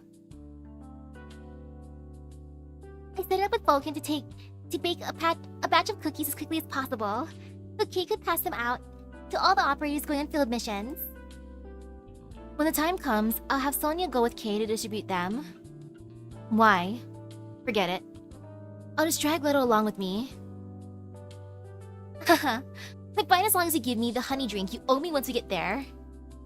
With a drink in my hand, I'm at your command, General Zima. Ugh, what a headache. All this talking to people shit. This is Natalia's work. But Rosa can't be everywhere at once. She has a lot of specific plans to go over with Amiya too, you know. This trip's going to be a bit more trouble than usual, after all. We're going to... in her sign, Ursus. Or did you give the task of planning with Amiya to Rosa because you were afraid you couldn't do it?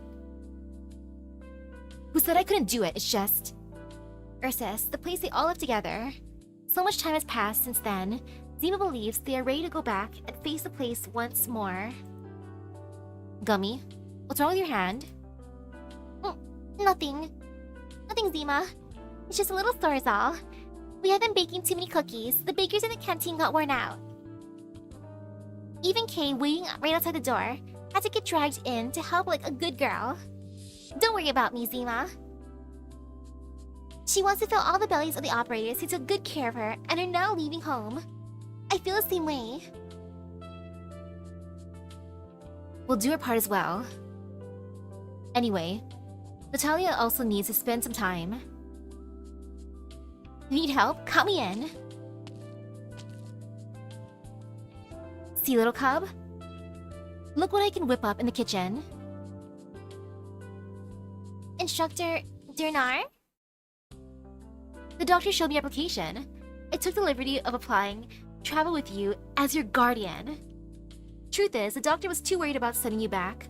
I'm worried enough myself. Zima? Welcome.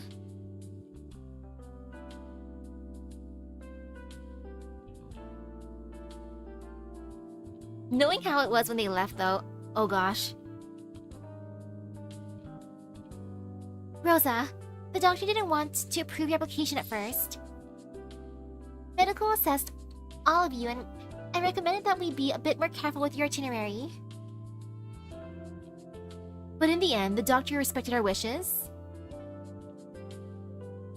That's because of Zima. She burst into the doctor's office and vowed to protect you, promising your safe return to Rhodes Island. Just like before.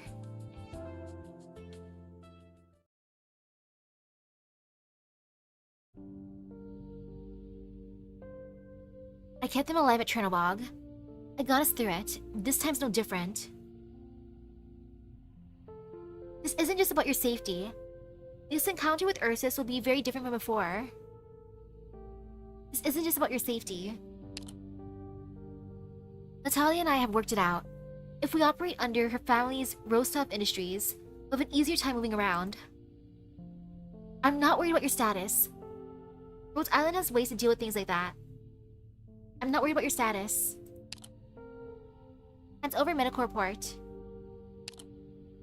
The assessment says you aren't fully prepared yet.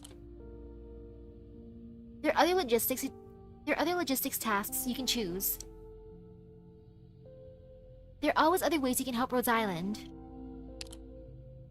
We're all nervous about going back, at least a bit, but we can't keep hiding from it. This isn't some journeys home for self-healing. We looked over the risks and volunteered because we think we're a good fit for the operations in Ursus. We decided to call Rhodes Island our home a long time ago. So I can guarantee I'll bring them back home, safe and sound.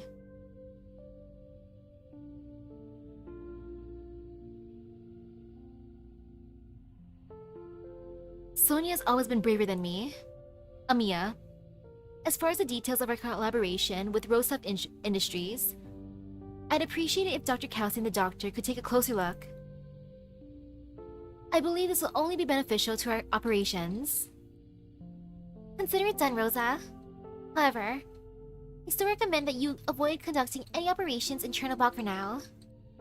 Ursus is still patrolling the area as closely as ever, and your identities are still an issue. We'll stay in contact with the ship. There are still many aspects of the Ursine operation that will be up to you to assess. Have a safe trip, Rosa. The ship will be sending additional logistics and medical staff to accompany you, not only to support your operation, but also to explore the possibility of establishing a permanent office in Ursus. By the way, someone else came to find me after your travel plans were announced. She hopes to join you on your journey. Oh?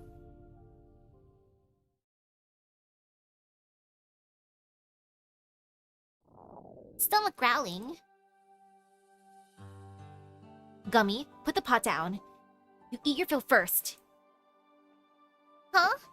I haven't gone hungry in a very long time. Stomach growling. Maybe I was just too busy today and forgot to eat, Estina. You and Zima are here, so I'll be fine. Then get to eating, you hear me? Open wide, Gummy. I'm full, Leto. Come to think of it, do you have anything you need to bring along, Zima? Personal thingies? I brought some big crates with me. Ooh, it's been 6 years since then.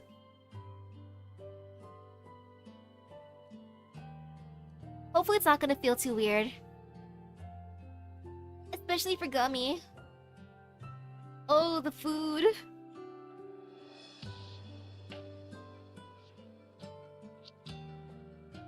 Well, let's bring the guitar Natalia gave me. Don't let her ask you about it later. Anything else, just leave it at home.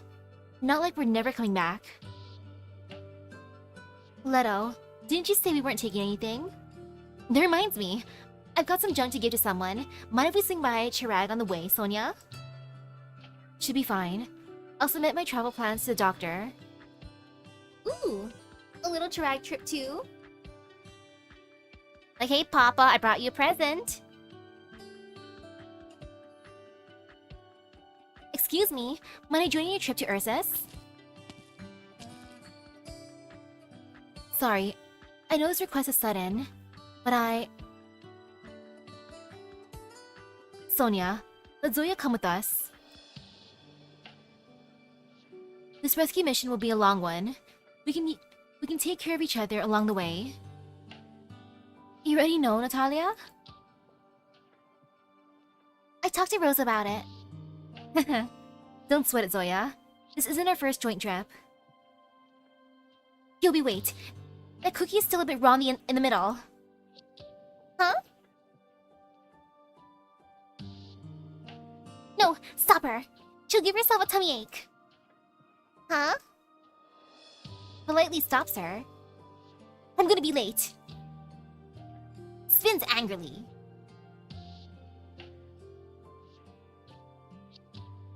He made so many cookies. Those cookies should go to very, very good people. Lots of wonderful people are sitting on a journey. They took good care of Kay at home, so Kay wants to make sure they don't go hungry. That's the deal. So precious.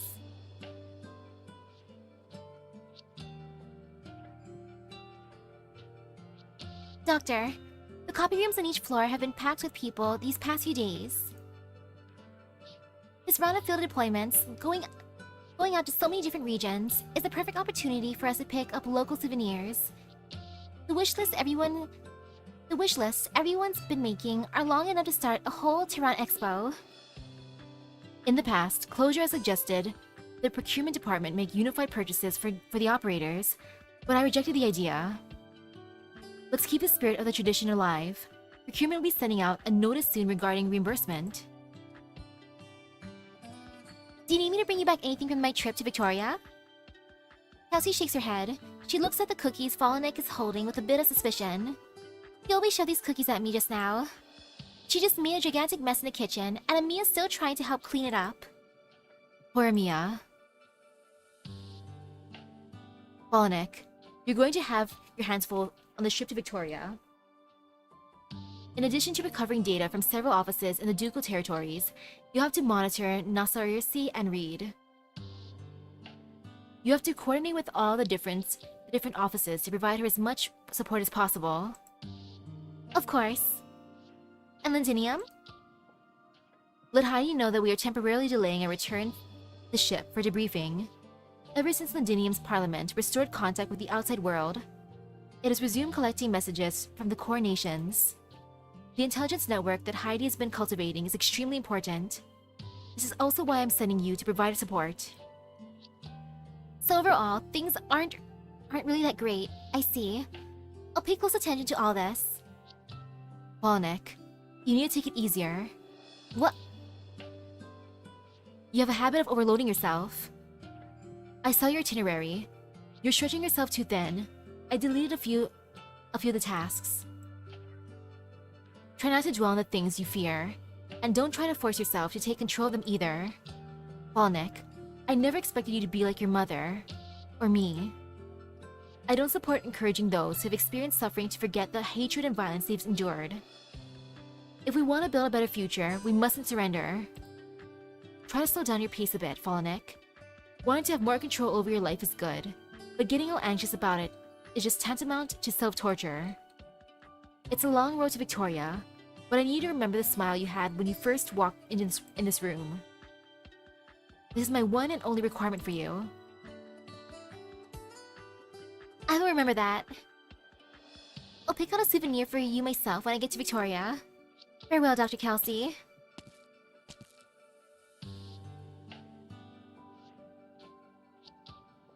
Red. You don't need to hide. I was afraid you'd be angry. You told me not to be sad about Syracuse. But I made you sad. I don't want to leave Rhodes Island this time. I'm afraid you'll force me. I haven't prepared the transfer order for Sweep yet, Red. Stay here and stand by. Ascalon's orders will arrive soon. After we receive the orders, can I stay by your side? Yes. Didn't you arrive some time ago? Yes, I arrived a while ago.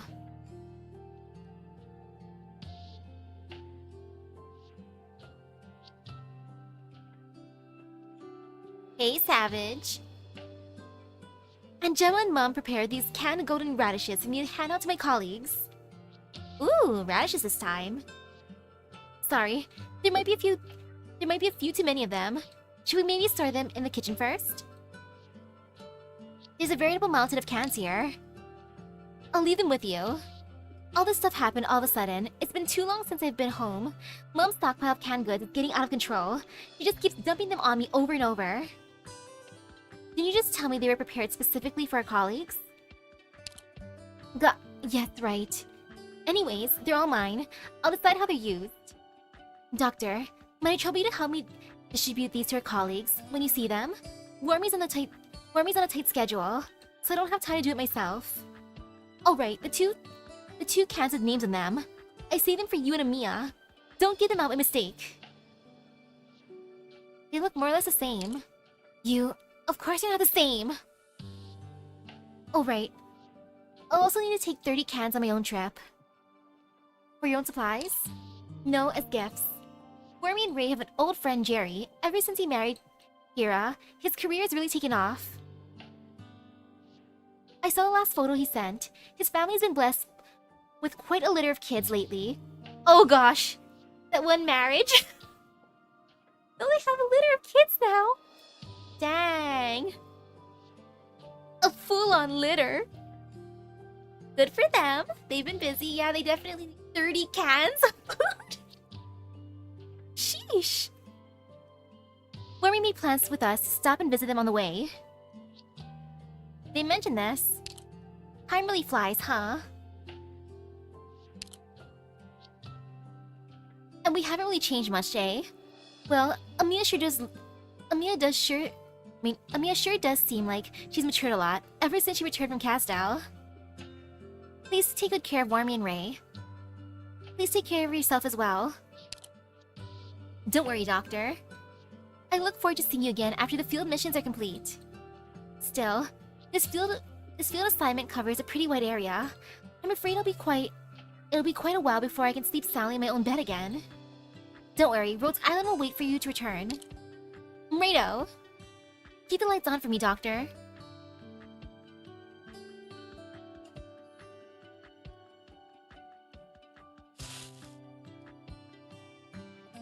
Hey, what are you still doing here? I just thought of something. We still haven't been given our medicine health maintenance manuals yet.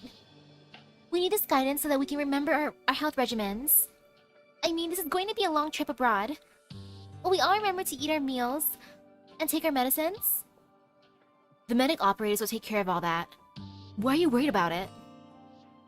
But we often do forget to take proper care of ourselves. You yourself, Lava, don't you forget to take your food rations with you, remember? I mean sometimes? Whatever. Then there's the other members of A1. The squad is going to be taking on some dangerous tasks. Cruz has to go on a long trip all by herself. Will they be okay? Enough already. We quit treating them like children. We've been at this for so long. We're all adults already. I know, I get it. It's just that leaving a place I've spent so many years with everyone, day in and day out, and not knowing when I'll be back, it's a lot to take in. I just feel a bit empty inside. Don't worry, we'll be back.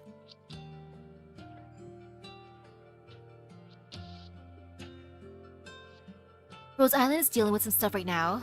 I trust the doctor, Dr. Kelsey, and Amia can handle it all. All we have to do is complete our own tasks and be patient. Rose Island is our home, and we're not gonna lose our home. No matter what happens, we'll be back. Someday. Right. We'll be together again.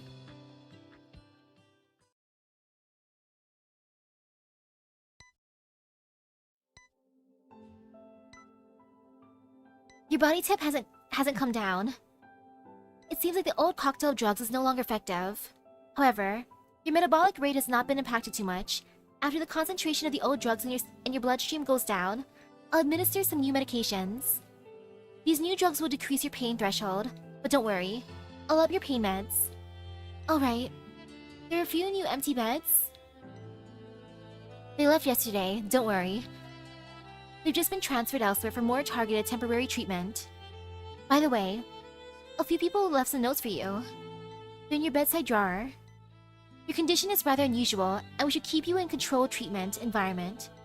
In a controlled treatment environment, staying here with me under my observation is the best option. Okay, thank you.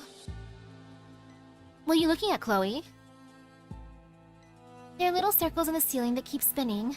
Looking at them makes me feel safe. The crystals are still interfering with your vision. My next surgery will be an attempt to remove the crystals near your retinas. Every time I stare at them, they look like they've crept just a bit closer. It's like they're talking to me. Can you hear them? Close his eyes. Their sound. It's like the old bell I used to hear. You mean the one you told me about before? From the bell tower in your hometown? There's more than just one bell tower. I was on a quest to repair all of them, and I already repaired quite a few, when they were all destroyed by cannon fire. I reached out to the operators we got in Victoria. They looked into it for you. The town's been rebuilt, and the locals even repaired that old bell. That's great news! Now the bell's tolling again, life can continue on. Quite a relief, isn't it? Warfarin double-checks the instrument readings one last time, then injects the prepared medicine into the IV system. The buzzing of the instruments mixes together with the noise of the IV system and Chloe's occasional gasps of pain. Dr. Warfarin, how many different types of medicine have we tried over the last 3 years? Let me worry about that. All your vital indicators have stabilized. That's what's really important here. Before I contracted erypathy, I often cared for the infected soldiers in the bell tower. I know exactly what it means when the crystals start spreading across your skin. Chloe tries to move the muscles in her face, but the tiny spikes embedded in her skin twist her expression. Her wound split open, and bright beads of blood begin to seep out. Ugh! I smile. You see? He won't even let me smile. As a doctor, I cannot guarantee outcomes. I can only promise that every medic in Rhodes Island will provide you the best possible care. Thank you, Dr. Warfarin. I just miss my hometown.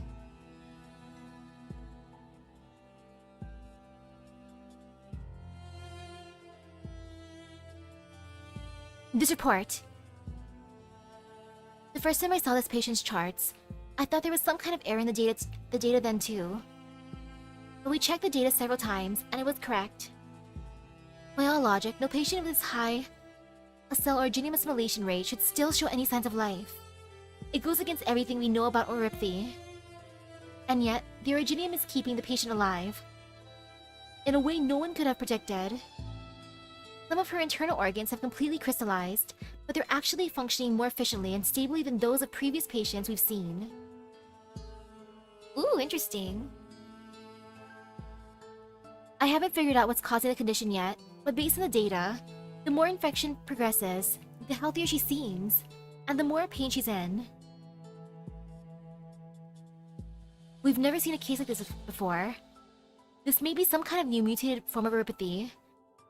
If we can make some sort of medical breakthrough while administering her treatment, maybe these people we rescued from Victoria really can bring a few miracles to Rhodes Island.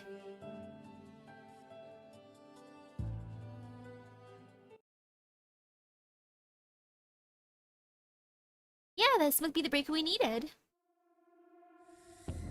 Oh my goodness, code drink machine, it's so cute! Why are these so precious looking? Hey, hello, hello. I had a nice lazy day.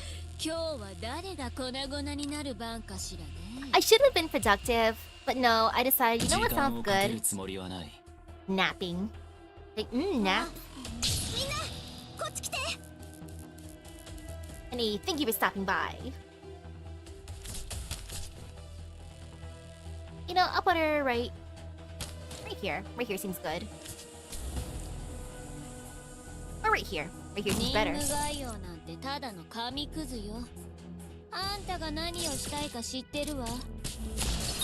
why not? Oh, it's trying to do something. It's kind of cute. I should probably get rid of this dream machine. As cute as it is.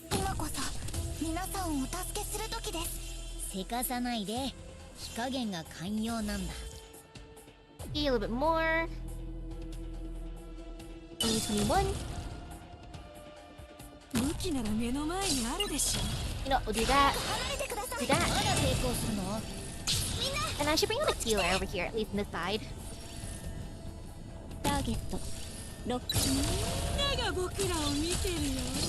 These enemies are too adorable, though.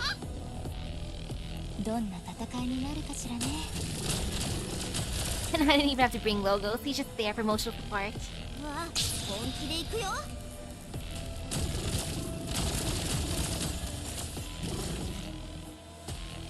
Just a few more. Bonk. Go get him.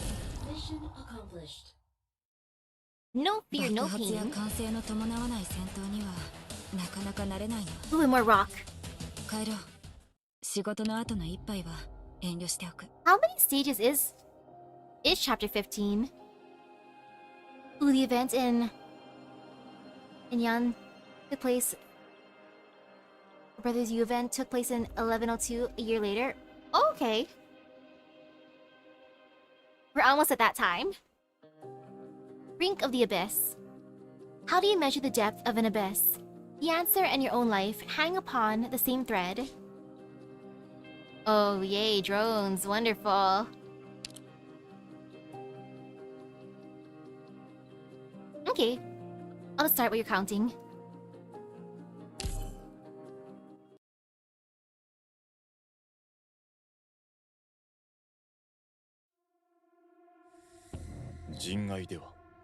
Worry-free cargo helper. Why are these enemies so adorable? I kind of feel bad going after them. It's so cute. It just wants to be helpful. Okay, Thorns, you go down here. 本気で行くよ Blizzardell, come out to help, please.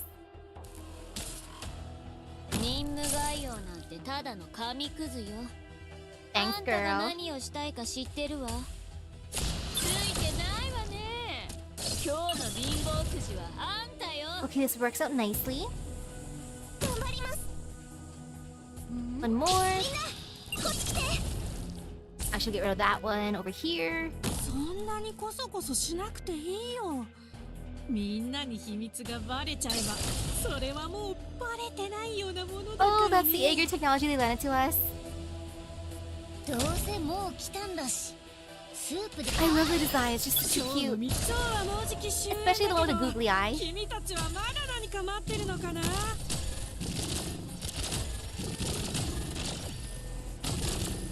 急げ You're too 最後あん precious. まりいい心地じゃないでしょ次は本気で行くよ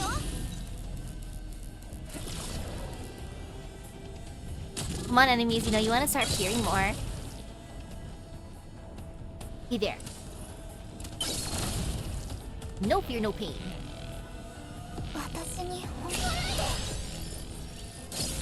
Mission accomplished. Ta-da! Hello, hello.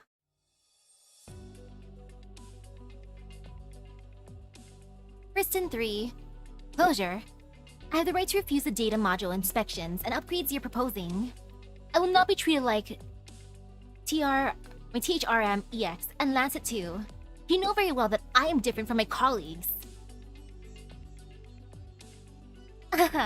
Relax. I'm not trying to trick you into a module upgrade this time. Then please restore the power supply to my mobility module. Restricting a respected scholar's personal freedom is really unbecoming behavior. Take a look at the expression doodle on my faceplate. It indicates how I feel. Angry.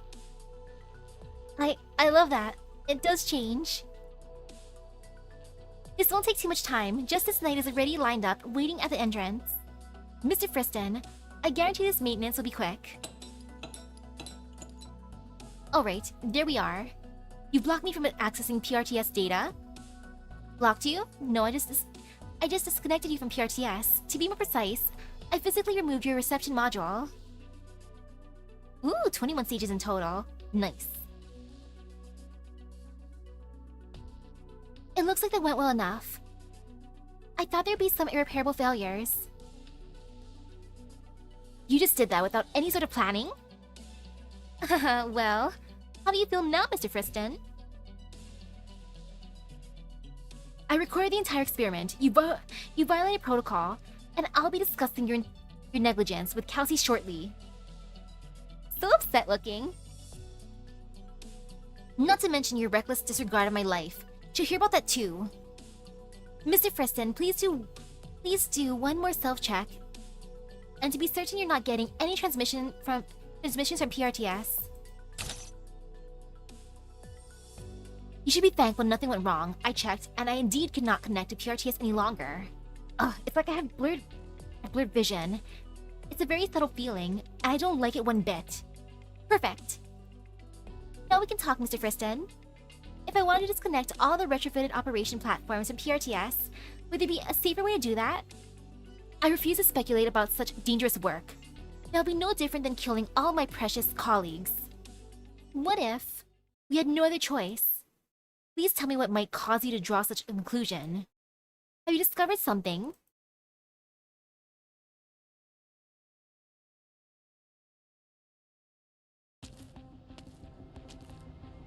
Closure. Can you determine the root cause of the last few PRTS operation errors? The logs show that most of the errors were caused by human error, operational mistakes, and by team members. This again? Either way, backup systems are being deployed as quickly as possible.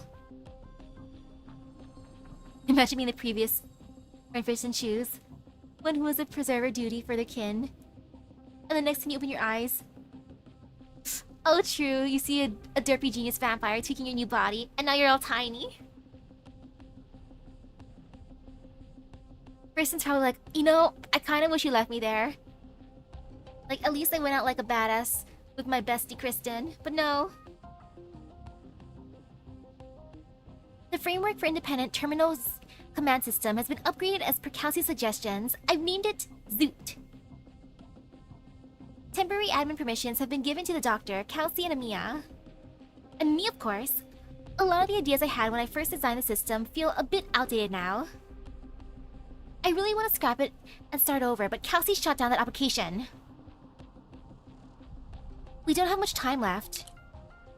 Can we seamlessly switch to the new terminal command system? I'm still working on that. We still have no way to replace PRTS's current role in Rhodes Island's daily operations. Much of our medical data and resource allocation calculations still rely on PRTS. But the biggest issue I'm facing is how to construct a data center and energy hub reliable enough to support the new command system. Nothing comes close to what PRTS can do here. Even while handling the massive high-precision computations Rhodes Island requires, it still has power to spare. Unfortunately, I still can't make sense of PRTS's underlying logic.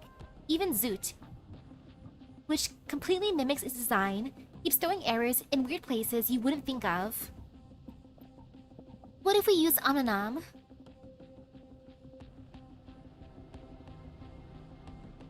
I think Closure looks great. Closure, I reviewed the comments you added to my report, and the theories you outlined in response. According to the Castle Office's logs and experimental results, there is, at least in theory, a possibility that Amanam could function as a data center and energy hub. But that is also extremely risky. We still aren't totally familiar with Amanam. That's risky. But it's not like we haven't learned anything from all this. At least we verified that there's a possibility of using Amanam for super long-range communications and data transfers. Even though she'd been informed in advance, Wizardel was still freaked out when your greeting showed up out of nowhere. And the operators who went to assist Casdell, have they settled in alright? Everyone was surprised when they first got there. They assumed the city would be in worse shape. They found their footing quickly, and when the time for Midnight and me to head back, when the time came for Midnight and me to head back, it was hard to say goodbye to the new friends he'd made. Aww. Oh no, they really gave his tongue twister name. True, it's also adorable. I'm just thinking of eating, like om nom nom. Doctor, do we really have to keep sending people out to the various branch offices? I've never seen the ship as deserted as it is now. We've come to mutual understanding, Closure. We're sending more personnel to the regional offices, partly to reduce the number of people at risk in the event of an accident aboard the ship, and partly to ensure those offices can respond more effectively when needed. I know that, of course. I'm just not used to having to say goodbye to friends all of a sudden. I don't know when it started, but my schedule is packed with farewell dinners now. Once the risks aboard the ship are cleared, it'll be up to you to decide when the operators return. If everyone is here, then we'll start the meeting. Also, don't forget to delete the voice recordings and data logs from today. Wipe them from PRTS. From here on out, every decision we make will shape the future of Rhodes Island. We've reached a consensus. If we want to guarantee the safety of Rhodes Island's people and assets, there are certain decisions we can't avoid any longer. Simplify the ship's structure. Yes, we need to segregate Rhodes Island's important resources and help the personnel stationed on the ship settle in. This will help ease the concerns of those stationed in the ship, while also improving everyone's response time in event of an emergency. But I still have some questions, Kelsey. This means we'll have to dismantle the vast majority of the ship's structure. Dr. Kelsey, did you accelerate Rhodes Island's defense planning only because of PRTS's recent irregularities? The recent irregularities have made one thing clear. PRTS is slowly spiraling out of control. And as time goes on, this will only accelerate. However, PRTS is only Rhodes Island's terminal control system. If it's no longer in our control, then who's it taking orders from? You're worried about internal threats? Amiya, the possibility has always existed. I trust you, Dr. Kelsey. Phew, what a headache. What do you think, Doctor? I trust Kelsey's judgment. She and I have already rehearsed hundreds of contingency plans.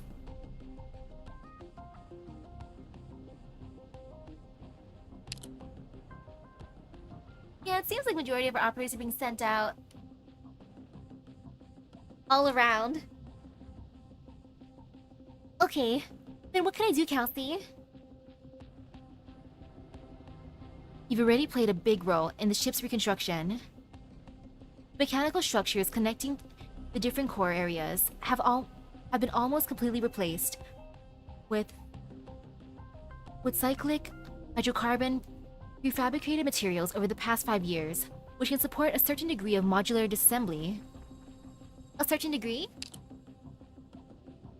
The power systems on the lower deck and the uppermost deck cannot be separated for now. When Rhodes Island was first excavated, the limitations of available technology and other constraints prevented us from restoring it to its ideal condition. It wasn't until 7 years ago, when Closure and I drafted the blueprints for the restoration, that we discovered it would be very hard to modify Rhodes Island structure. I'm pleasantly surprised that we've managed to do as much as we can, or as much as we did. The catastrophe warning system and the medical center are particularly crucial modules. Both involve technologies that are not yet ready to be disclosed and are also the hardest to deploy. Columbia, Ager, Londinium? Hey, Ager. It's risky, but well warranted. Leveraging Clementia's and Gladia's private channels, we won't even have time to establish contact with Ager authorities. I can ensure this matter is handled discreetly and properly. We might even be able to conduct technology transfers. I reckon that would make Warfarin happy. That is the path I believe we should take, Doctor. Ager, looking at all the factors, this is the best choice we can make. I will personally communicate with the Inquisition and Ager personnel to ensure the safe arrival of our own personnel and assets. Most of our patients have now been temporarily placed in treatment facilities in various offices, along with reinforcements. All that is left for the remaining patients is to be transferred to Ager once the medical center is operational again. Leave this matter to me. The support vehicle for long-distance patient transport is already prepared, or is already prepped and ready to go. As for the transfer arrangements for logistics and engineering, I talked it over with my people, and everyone was enthusiastic about temporarily moving to Casdale. Many of them are old friends who stuck with us back then, and a return to Casdale means a lot to them. Yes, I talked to Wizardale before leaving Casdale. Babel will assign personnel to escort both our people and our key assets throughout the entire journey. We'll be flying the banners of Babel and the military commission. The mercenaries won't dare try anything. And then there's our mining module. The militarized mining modules need to be handled with caution. And then there's our mining module. A long time ago, I purchased a semi-decommissioned mining ship from Rim Bulletin and registered under Rhodes Island's name. The ship's mining module can now be legally transferred to our new mining vessel to continue operations in Rim Bulletin. At the same time, I placed an order on the market to buy the mining module. To hide your tracks?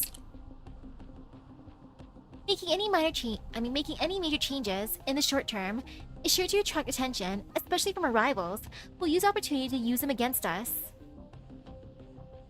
While calling it a refit and upgrade may be something most factions will accept, anybody with their own plans, the ones watching us more closely, won't be fooled. We need a few more sophisticated explanations. I stopped in Syracuse to resupply before returning to the ship, where I visited Vigil and Penance in Nuova Volsini. They helped me dig into the current state of affairs in Nuova Volsini. As long as the Familiae are not publicly pressuring Nuova Volsini, City Hall will be able to protect us. I propose inserting a business apartment into Nuova Volsini by means of investment. Establishing a cooperative relationship with the City Hall will counter both overt and covert maneuvers from competing companies. Doctor, what do you think? I agree with Amiya. Perhaps we can establish some backup warehouses or supply stores. I agree with you, Mia. We can build a backup warehouse in Nova Volsini as well. The logistics system of Nova Volsini has changed a lot in the past year, and the port's cargo throughput is extremely impressive. With City Hall's corporation, it'll be easier for us to conceal the transportation and storage of important assets. Doctor, let me handle coordination for the rest of the support facilities. There is one last painful task on the list. Everyone looks at the blueprints spread out in front of them as the command center falls silent. This is the key to everything we're doing. Kelsey points to a region in the center of the blueprints. Abyss.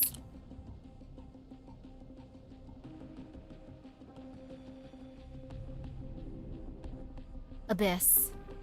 Totally not ominous at all, huh? We'll stare into the abyss, and then will the abyss stare back? I love the slow zoom to the abyss. Abyss. On the blueprints, a new area has been added to what was once a blank space in the central section of the mid-deck. Abyss. Kelsey has never told you what this abyss really means. I like how we're still zooming. But you still have a vague feeling that this area marked on the blueprint, this area that has never been recorded by PRTS, is inextricably linked to you. A long time has passed since it was last opened. Even back then, when I had to get close to that place to bring back someone important, I didn't dare go near the deeper part. The one that's been sealed away all this time. Intriguing. Wait, a guy with a clock for a head, huh?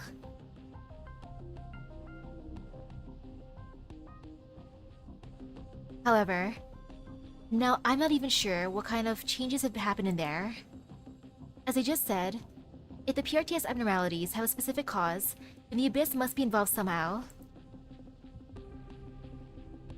How do you think we should deal with this section, Dr. Misaki?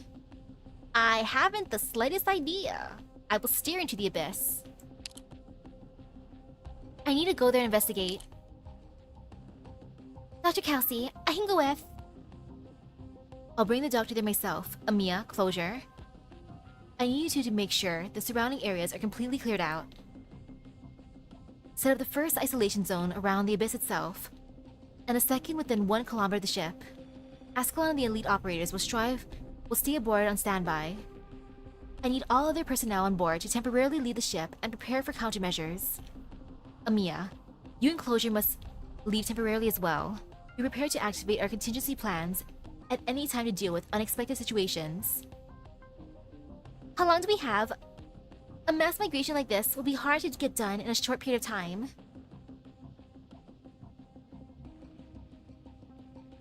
"15 days. During this period, you need to complete a full-body data scan and comparative analysis, Dr. Misaki." 15 days? Okay, I'll try my best. I'll get it done, I guess. Dr. Kelsey, what is actually in the Abyss anyway? The beginning of everything, and the end of everything.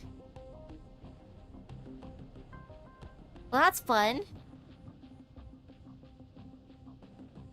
Kelsey, I want to go to the Abyss and see for myself. Kelsey seems to know why you want to do this, and gives a slight nod. Alright, but please keep in mind, until we are fully prepared, we can conduct preliminary explorations on the periphery. I'll be careful. Accidentally falls into the Abyss.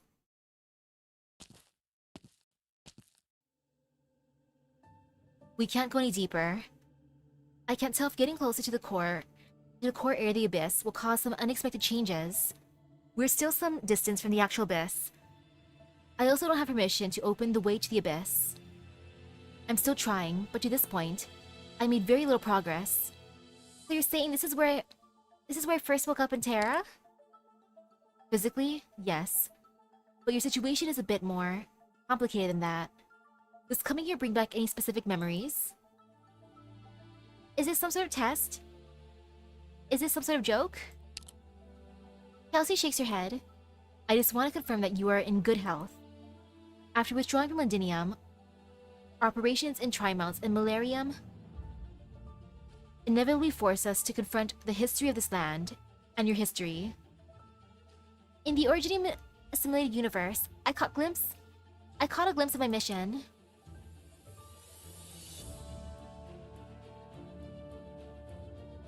The savior of this land, the destroyer of this land.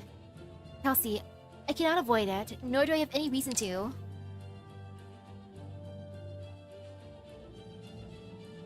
Doctor, I stopped questioning your resolve long ago, which is the only reason we're here now. Kelsey, I have a theory about the true nature of the Abyss. She is here. Is Priestess here? This is why you chose to leave Amiya and Closure out of this conversation. I still haven't figured out how to tell them. After all, I don't fully understand it yet either. Yes, but we would have to prepare for it anyway, sooner or later. Amiya's still young, but every new trial we face helps her mature a little bit as a leader. You can always rely on Closure's knowledge and skill, and she's taking more responsibility over Rhodes Island as well. They are all worthy of your trust and reliance. They will stand by your side for a long time to come. Of course. And so will you. Right now, we need to figure out what exactly is happening to PRTS. Our experience in the assimilated universe left us with many unanswered questions. And ever since Teresa and Teresa's joined forces to seize the first Originium, I felt uneasy about what's to come. Perhaps she's already awakened when Omnam arrived. But that was 3 years ago. I cannot be completely certain. It is very likely that Teresa's used some method I cannot trace to cut off the controller from the Originium. They delayed her arrival? I'm afraid delayed is not the most apt description for it. Nonetheless, I must admit that they did something I never imagined they'd do. And objectively speaking, they bought us more time. However, we'll eventually awaken from our beautiful dream. Sounds like we have to open the Abyss. Indeed, after all, the RTS is still operational to this day. Its core server and power sources are buried within the depths of the Abyss. We can't touch them or analyze them. We can never be too cautious when dealing with such an unknown space. I'll share everything I currently know about it with everyone involved in the operation. Can I help you with anything? No. But the version of you that exists now, even approaching these hazy fragments of the past, takes a heavy toll. And right now, I have no way to help you shoulder that burden. Go help me and the others. Leave the Abyss to me. If you choose to trust me, that is.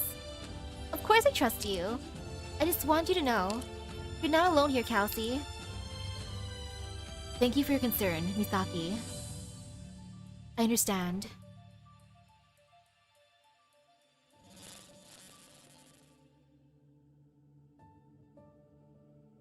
Visitor, Kelsey. Hello, Kelsey. We meet again. You look like you need my help. I do. Please search for a technical document, keyword Slumber Bridge. Are you still there? I'm here. Sorry, Kelsey. I still can't output the answer you're looking for. You've crossed the line. I know. We need it, Teresa. The evolution rate of Ripathy is accelerating, and the threat from Originium is increasing. Rose Island must find a more effective method to respond to it. I get what you're saying, but I can't provide what you're asking for, as your request violates the underlying logic of PWDB-221E. Hello. The other eye disappeared, or Nat's winking. Totally. But I do have a way to circumvent its limits, Kelsey. Deep dive.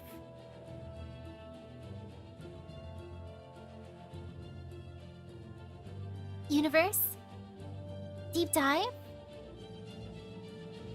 Well, you're saying what I've seen. It's all beyond my imagination. I have just far too many questions and opinions about this kingdom, but... Language, yours, cannot describe. Mine, cannot explain. Commonality, thought, existence. Hack your thought, hack your language. Thought is language. Follow me.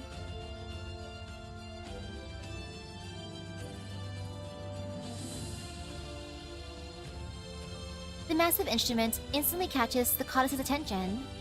Her vision swims, the instrument distorts the light, and her consciousness. To the goddess, it sometimes appears to spin faster than her eye can follow. Other times, it appears completely still. No, it still appears to be moving, very slowly, very slowly. She stops looking directly at the device that seems capable of devouring her consciousness. Yet she still can't stop herself from falling over. The ice-cold co-traveler catches her. Thought, resonance. Accept it, forsake resistance. Hear yourself.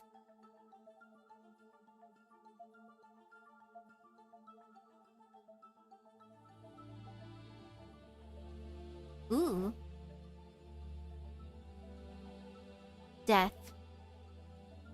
The goddess instantly hears several different tones at once. She hears several foreign languages she can identify: Rimbo-Tonian, Ursine, Standard Victorian, and Gaulish, which she's only ever heard spoken by the clergy.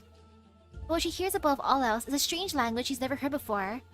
A language made up of tones. Yet somehow she understands what the strange tones mean.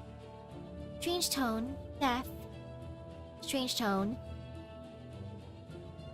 I can understand you. How? Thoughts can be anchored, and words can be deciphered. Language is a tool, a rite, and one of the key elements that helps shape our existence. And said as one of the greatest inventions of our time, we've erased the barriers of languages. We've bridged the gaps between civilizations. That symbol. An anchor for thought, the metascript that deciphers all known languages, and a tool for interpreting unknown languages. Oh, Logos would want that symbol. He'd be like, I need that for my book. Death. That is a language that up until now, you've thought the most about, Hierda.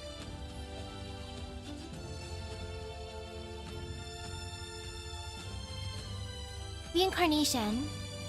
That is how you all communicate? Communicating via voice is inefficient, however.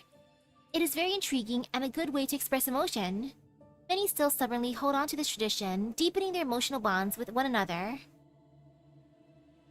I don't fully understand you. Can you tell me where we are right now? A ship that salvages death from the grave. We seek answers to the ultimate questions among the ruins illuminated by light. Before the same destruction befalls us. Before death befalls us. The place you have visited, its master calls it Rhodes Island. The goddess is confused. She's no longer confused by the strangeness of her surroundings. She's perplexed by a different question. How can a god die? こんな大胆に料理するなんてあんたもすごい Interesting how you 料 went 理 to 人に that な Rose れるよ Island. Or she went to that Rose Island. And ooh, a tutorial, the threat within. After all, enemies do not always come from the outside. No fear.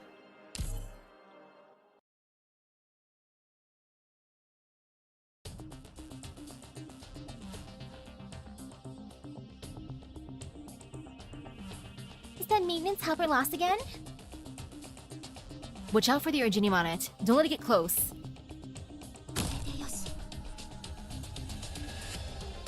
Go bonk it.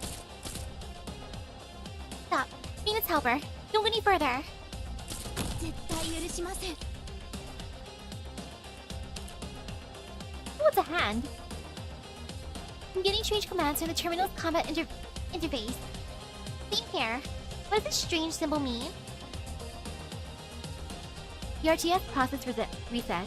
Threat detected. Identifying target. Identification complete. Begin combat deployment. Prepare to eliminate threat.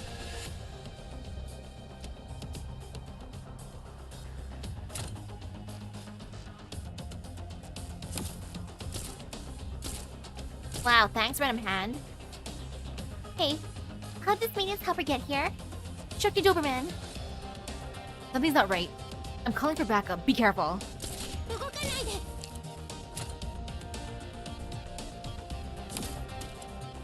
Oh, this hat is just trolling.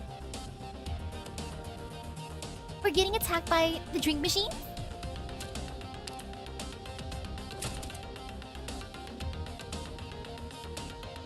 What's the situation there, Instructor Doberman? We noticed that PRTS has been doing a lot of dangerous things without authorization. Intel indicates that PRTS is bypassing permissions and deploying enemies to marked locations directly. We cannot stop it by deploying our own operators at those locations in advance, like this. But we can stop it.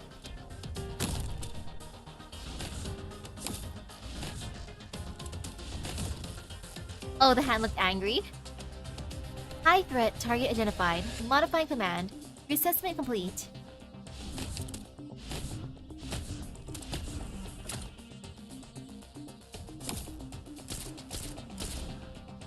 PRTS do something in front of me.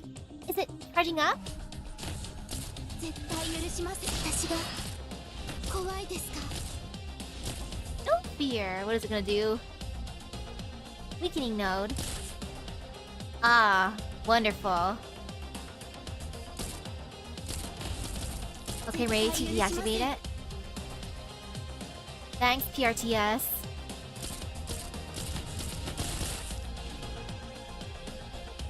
Charging complete. PRTS is activating it. With the weakening node, when activated by PRTS, it weakens all operators around it while it remains active. We can also activate it first to weaken the enemy.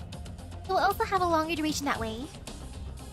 It costs GP to activate, so we'll have to be flexible about our approach. Too bad it's mine. Haha. And again, it just shakes its hand in anger. Eliminate all the remaining enemies. 皆さん、感染源と思われるものには絶対に触らないようにしてくださいね。I love how mad it is. ここだよ。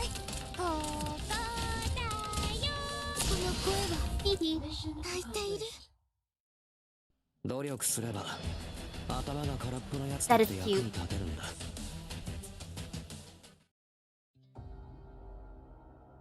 The PvP was truly an experience. My gosh darn it. I guess I'll be fighting PRTS from now on. Which is oh no. And now for the last of the night, Origin of Conflict. All are but fragments written down in that endless book of cacophonies. Okay, one drone, two other entrances, and my one exit. Fun. This'll be fine.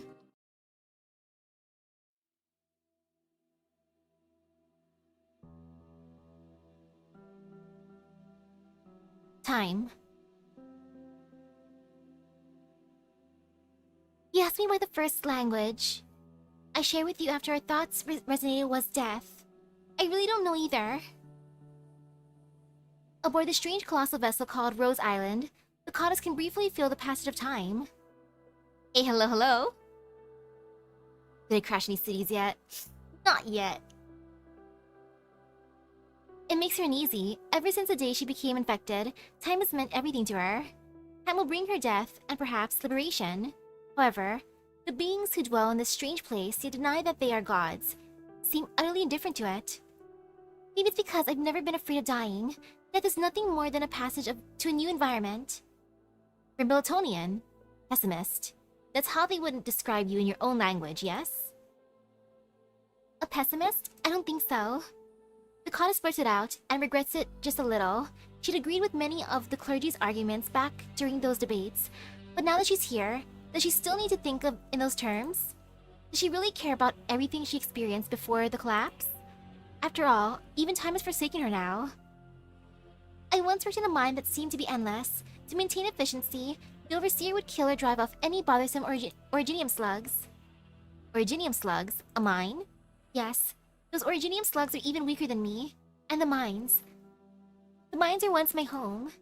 But the overseer didn't expect that the kindest worker in the mine was secretly feeding and caring for the Originium slugs they were trying to drive away, which only drew more of them into the mine. Oh. Well, pets? Eventually, the slugs disrupted the mine's foundation, leading to a collapse. But you survived. The slug's secretions fed me. Oh, yummy. Slug slime, delicious. In such a harsh environment, many of them lived short lives, yet new ones kept being born. They gave me strength. Miners, Originium slugs, and yourself. But your story ignores the death of Terra, Hierda. You do not treasure your Terra. That's not true at all. In our language, Terra blesses us is a phrase that invokes something almost divine. You still have a very limited definition of life. I do wonder what the slug juice tastes like. I don't understand. You show me so many individuals, each starkly distinct from the next. You all feel love and hate just as we do, and yet are still vastly different from each other. Salvaging death from the grave, you all live united by a purpose that I can't understand. But why have I come here? The goddess ponders this question, but her intuition tells her the answer lies with the person who just extended a hand to her. She looks out the porthole at the top of the cabin into the cold, silent, endless expanse of space. The light from the distant giant sphere once again passes over the dead planet, piercing the goddess's eyes. However, despite her blurry vision, she spots a small silhouette within the light.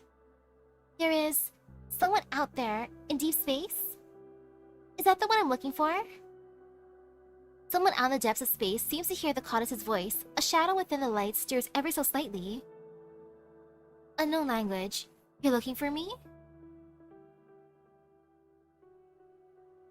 One circle, two circles, the little dots are spinning in the darkness. They're accelerating, coming closer and closer. They rip a hole in the darkness, and a bright, blazing beam of light shines through. I extend my arms and embrace them.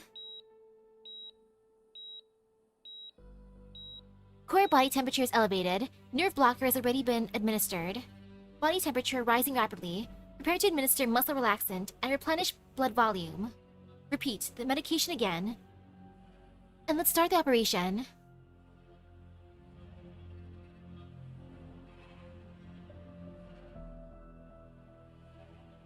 Dr. Warfarin? Did I doze off again? Maybe I'm just really exhausted.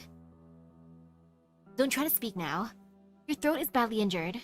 You feel like you went to sleep? Yes, and I had a long dream. You didn't feel any other discomfort? No. Did something happen just now, Dr. Warfarin? Nothing major. Did you dream about anything special?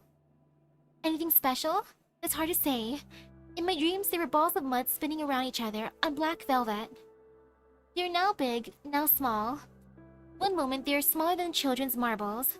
Then the next, larger than the whole of Victoria. Someone picked them up and flung them back out. They started smashing into each other, bursting like fireworks. But the whole time, I didn't hear a sound. Anything else? I also saw threads stretching from one ball of mud to the other, each one made of light. And on every thread, there are people running outward, racing along the light. I followed them. I ran to a white patch of earth.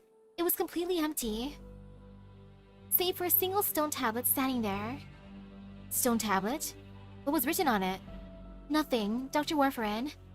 And that's when I woke up. What a strange dream, but then again, you remember it quite clearly, which means your brain's memory module is still functioning properly. The more clearly you remember your dream, the closer you were to waking up when you dreamed it. As I see it, the fact that you're able to remember your dream is a very good thing. Say, I haven't seen Dr. Touch today. She has other matters to attend to. She told me to give this to you. Look. Huh? The spring, the gears, the hands, all the parts that make up a clock. She said it would help relieve your stress. Dr. Warfarin, is Rhodes Island in some kind of trouble again?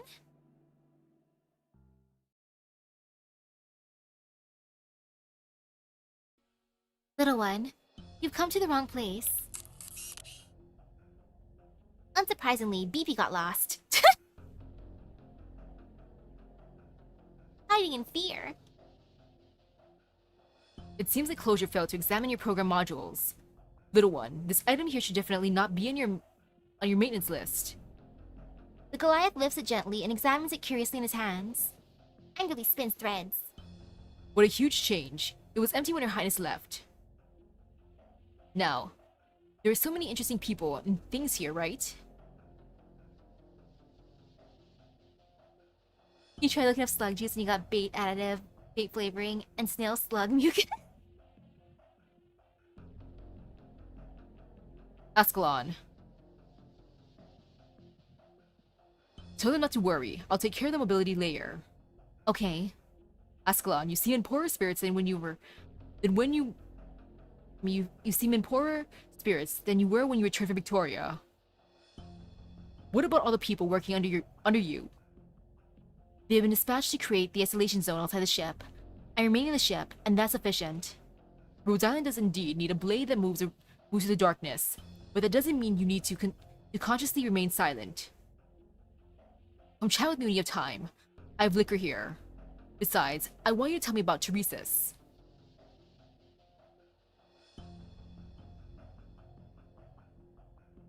Would snails be considered bugs in a way? Like, I've had escargots, it's pretty good.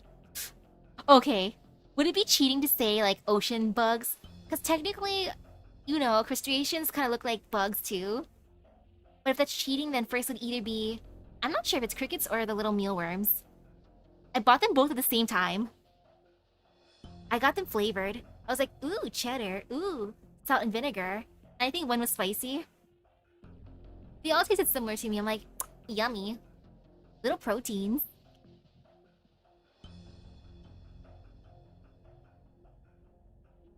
I witnessed the beginning of that heroic epic, and you witnessed its end. What we saw was very different. Okay. I will convey your thoughts to the doctor and Amiya when they have time. The Goliath places BP in front of the exit passage. Stop wandering around. The mobility layer is dangerous. Don't underestimate what high concentration of originium can do to someone like you. I'll keep my eye on the work here, and that'll be enough. Runs away in a panic.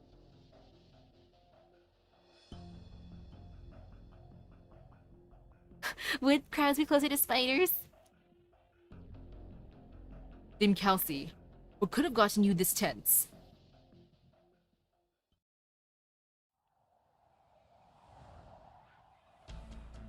PRTS operation record, confidential, escort catastrophe warning system. Okay. It automatically went by itself.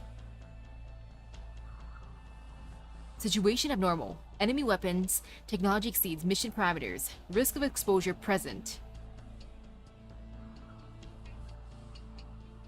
Possible enemy signal detection capability. Shutting down drone transmission temporarily. Logos, I'm counting on you for the drone's live feed. I'm ready. Circuits. Etched into Originium through spoken words, drawn by hand to reveal what the swarm perceives. Logos' bone pen hovers in the air, automatically transcribing the images recorded by the drone. 12 flexible vehicles buried in the sand. 31 armed militants. The 5 snipers' nests have already been marked. There seems to be a signal isolation device in the tent, which the scanner cannot penetrate. All are carrying unidentified weapons. Threat level unknown. Further on-site confirmation required. Radian, you're next. I'm starting the drone call procedure. In position. Wait a second, can you see me? The bone pen taps lightly. Its strokes weaving together the rough outline of a human form. Reading gives a tentative wave to the 2 people watching on the feed, and even in floating text, her smile comes through clearly. We're standing by, ready to assist you. It's no problem. In 90 seconds, your drone and I will leave together. On screen, Reading walks into the signal blocking tent as if no one else is there, and the transmission cuts out. Logos. We're ready to launch a full assault at any time. The incantations have already drifted on the wind to the edge of their camp. 10 seconds. 20 seconds. 30 seconds. Done. All intel's been transcribed. I'll be back in a sec. It didn't create even a single stir. I overwrote the visual signals received by each target's brain. Chances are, all they saw was a mischievous little sand beast slipping into the tent to escape the wind and sand.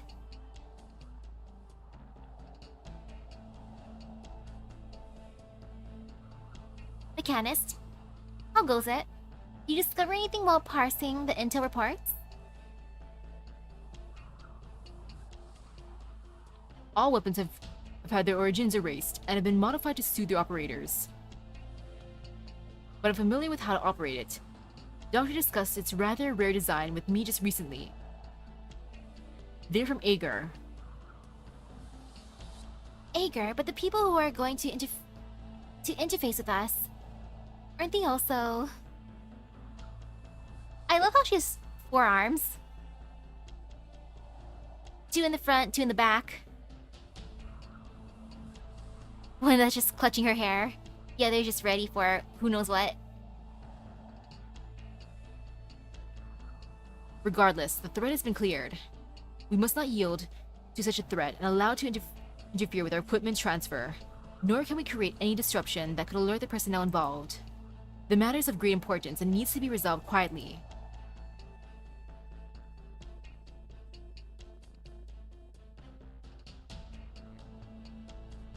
Ooh. She helped stabilize her Osmanthus and Chernobog. Aw.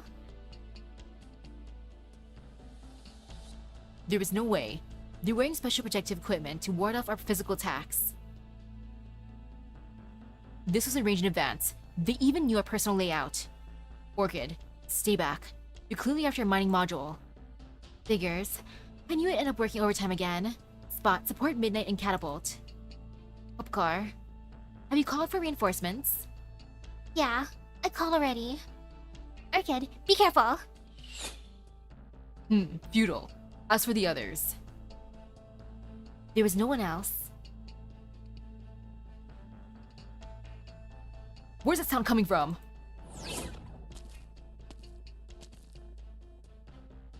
You really prepared well. Unfortunately, you're not quite strong enough to handle arts.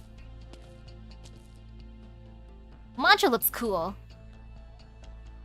Hello, Mantra. No, that's not right. It shouldn't be you. Shh. Even your heart's gone silent.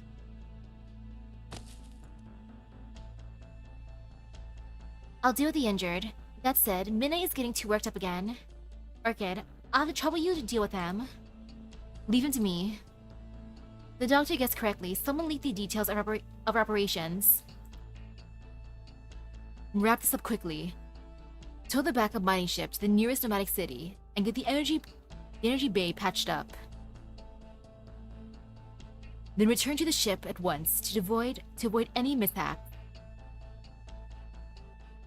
Pip, where are your backup? Courteous told me there'll be misery.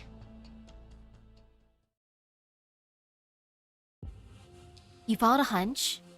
A last-minute change in plans right before the departure. I'm just worried that... I believe in you. Misery Stormeye, Sharp and such have other plans. Do we need to inform the rest of our colleagues via PRTS? No, that's not necessary. If everything goes well, I was worrying over nothing.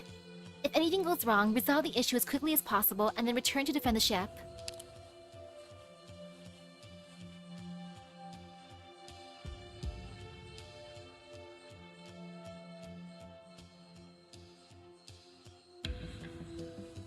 And now the other group of elites. How many waves of mercenaries have attacked us already today? This is the 7th wave now.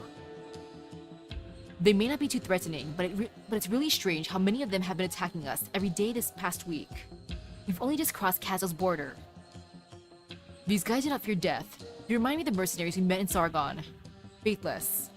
Misery, what's taking you so long? We planned for you to be back by now.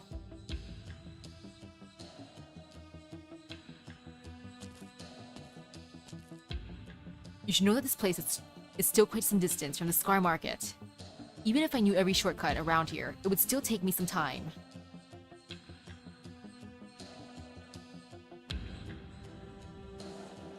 Like, we just got over some craziness, and now Rhodes Island is being targeted directly, so it's like, that's not good. What has the investigation revealed so far? For the past 2 weeks, someone's been routing the majority of Scar Market's orders here through a network of outsources. There's no way to trace the client. They've covered their tracks well. In other words, it was just bad luck that we ran into these mercs. They're not actively coming to attack us? I'm afraid so. It seems that not all the worries Doctor had before we departed were unfounded.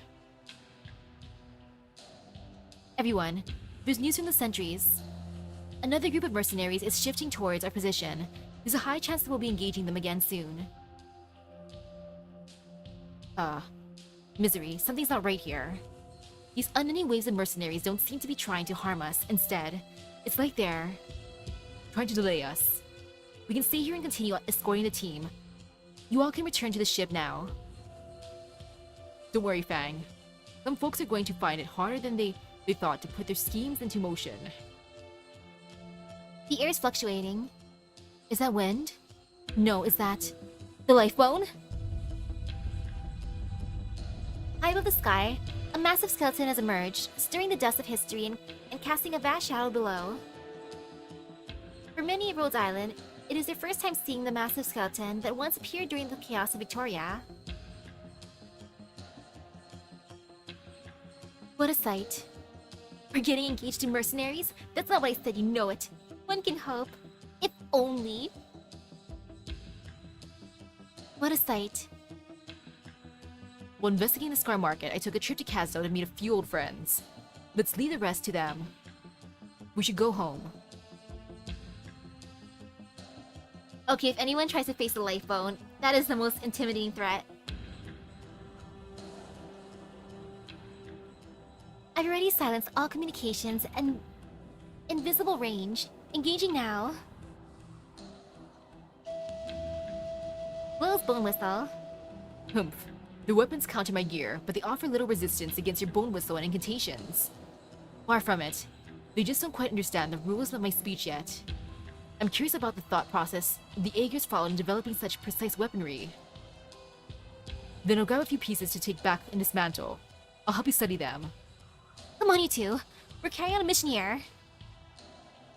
There are at least 3 squads waiting in ambush up ahead. We can't take them all on. I'm afraid we can't handle this cleanly and quietly anymore. We'll need to tell our people to brace for the assault. Hey! The reinforcements the doctor called for are here. Radian, Mechanist, mark the location for us. The bad guy will be there soon. Blaze? Check your communication devices. I synchronize our location with you. Acknowledged. Wait a moment, Mosmontes. Didn't we agree I'd rush in first and draw their fire away from you? I'll control the arts.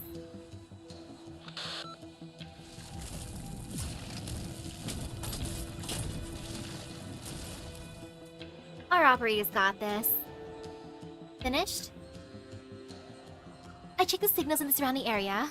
They've all been cleared out. Who can tell me what this thing really is? Broke a little handy.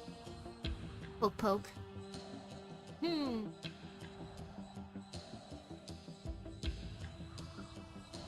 When it tried to self-destruct, I had to use all my strength to just to stop it. The people interfacing with us are also Aegers. Why are they attacking our people and equipment? The Dr. Kelsey and the Doctor determined that. Ensure that we return to the ship as soon as our personnel and equipment are safely transferred to Clementia. If they're also from Aeger, I wonder if these ones are Seaborn. Because if we have, like, the normal Aegerians on our side, the only other Aegers I can think of are Seaborn. Church of the Deep. How do you stop a self-destruct with brute strength? Sheer willpower. A body of steel. Like, totally. Ensure that we return to the ship as soon as our personnel and equipment are safely transferred to Clementia. We need to deal with these issues as soon as possible. There's still other unknown leakers out there. This is just the beginning, I'm afraid.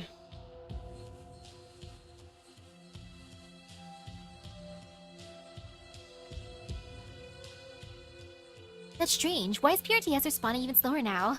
Or is it just my imagination? This isn't right. No, let me check it again. PRTS, output all back and forth. Wait, PRTS, output all back in logs for the past 2 weeks. No problems here. And no problems here either. No problems anywhere?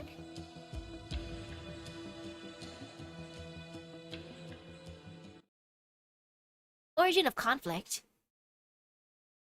And now to fight. 即戦即決しよう。 Okay, I gotta at least 俺の protect 貴 this 重な時 side. 間を無駄にしないためにもな。 Oh, the hand. みんな血は残すな。後片付けが面倒になる。 Oh, wonderful. It's putting a plate down already. Thanks, hand. Like, wow, you're the greatest, hand. 全員の行動力を奪う。りんごちゃん、今日もよろしくね。 Giving us a hand, alright? Oh no, I should bring out a healer soon. Yeah. She not only a healer. 責任は取ってもらうよ。いや、 But you know, I'm acting it first. ちゃ Excuse ん you? と持ってか。目を凝らせ。これこそがイベリアのデストレッザー。急げ。配偶が煮込みすぎて Let's ぐず see. わあ、本気で行く No, よ。 I'll put her here. 任務概要なんてあんまりいい心地じゃないでしょ。 Not gonna really work out this 次 way, は but 悪 it's いこ okay. とするんじゃないぞ。ネバなんだ。ずいぶん足元を気にしてるのね。たまには上を見てみた方がいいわよ。Let's see how I want to do this. りんごちゃん、今日もよろしくね。 You know, why not over here? そんなにコソコソしなくていいよ。今こそ I know, it's all お助 chaos. けする時です。 Hee hee, sorry, hand, you can't have that plate. It's mine. ショーの見どころをしようかな。君の正体すぐに分かっちゃったんだけど。 It's just gonna be salty. りんごちゃん、今日もよ Like, ろしく how ね。 dare you send out things to destroy my robots? And also, how dare you activate these plates for me?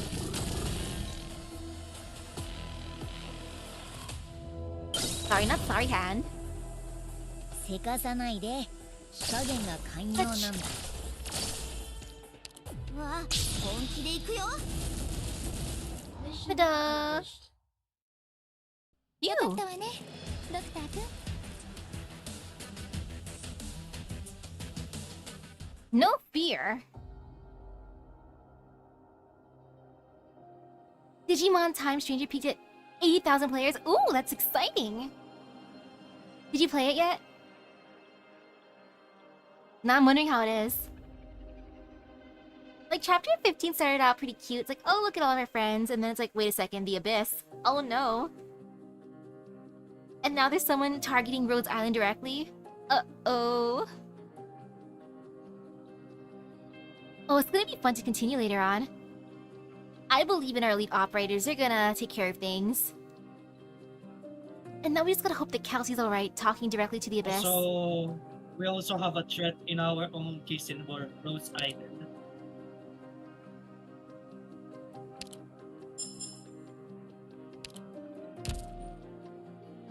While someone is targeting us. What a time. What a time for them to strike. I know, right? Oh, you played it over leveled before the title screen? Love that. Over leveled. Okay, that must be fun. Okay, I'm definitely gonna get the Digimon game someday. Heck, I still gotta look at the Autumn Cell.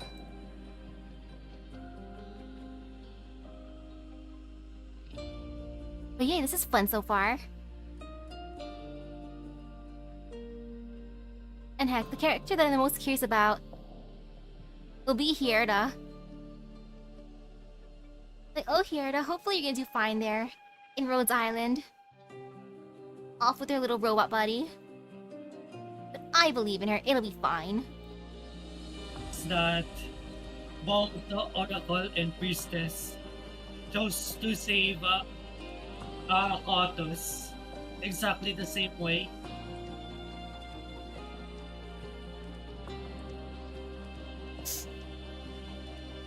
Oh, the insanity.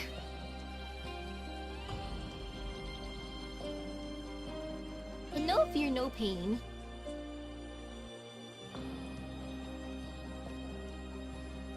I gotta look at when the Girls Frontline 2 event ends. I gotta do that too. So, besides Girls Frontline 2, pretty much all the other times will be free for, more or less, for Arknights. Just gotta double check that.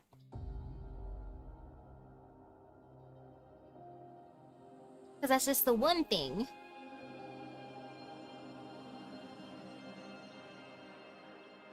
But that's for later on, I guess. So with that being said, thank you for stopping by the stream. I hope everyone has a great rest of your epic gacha luck.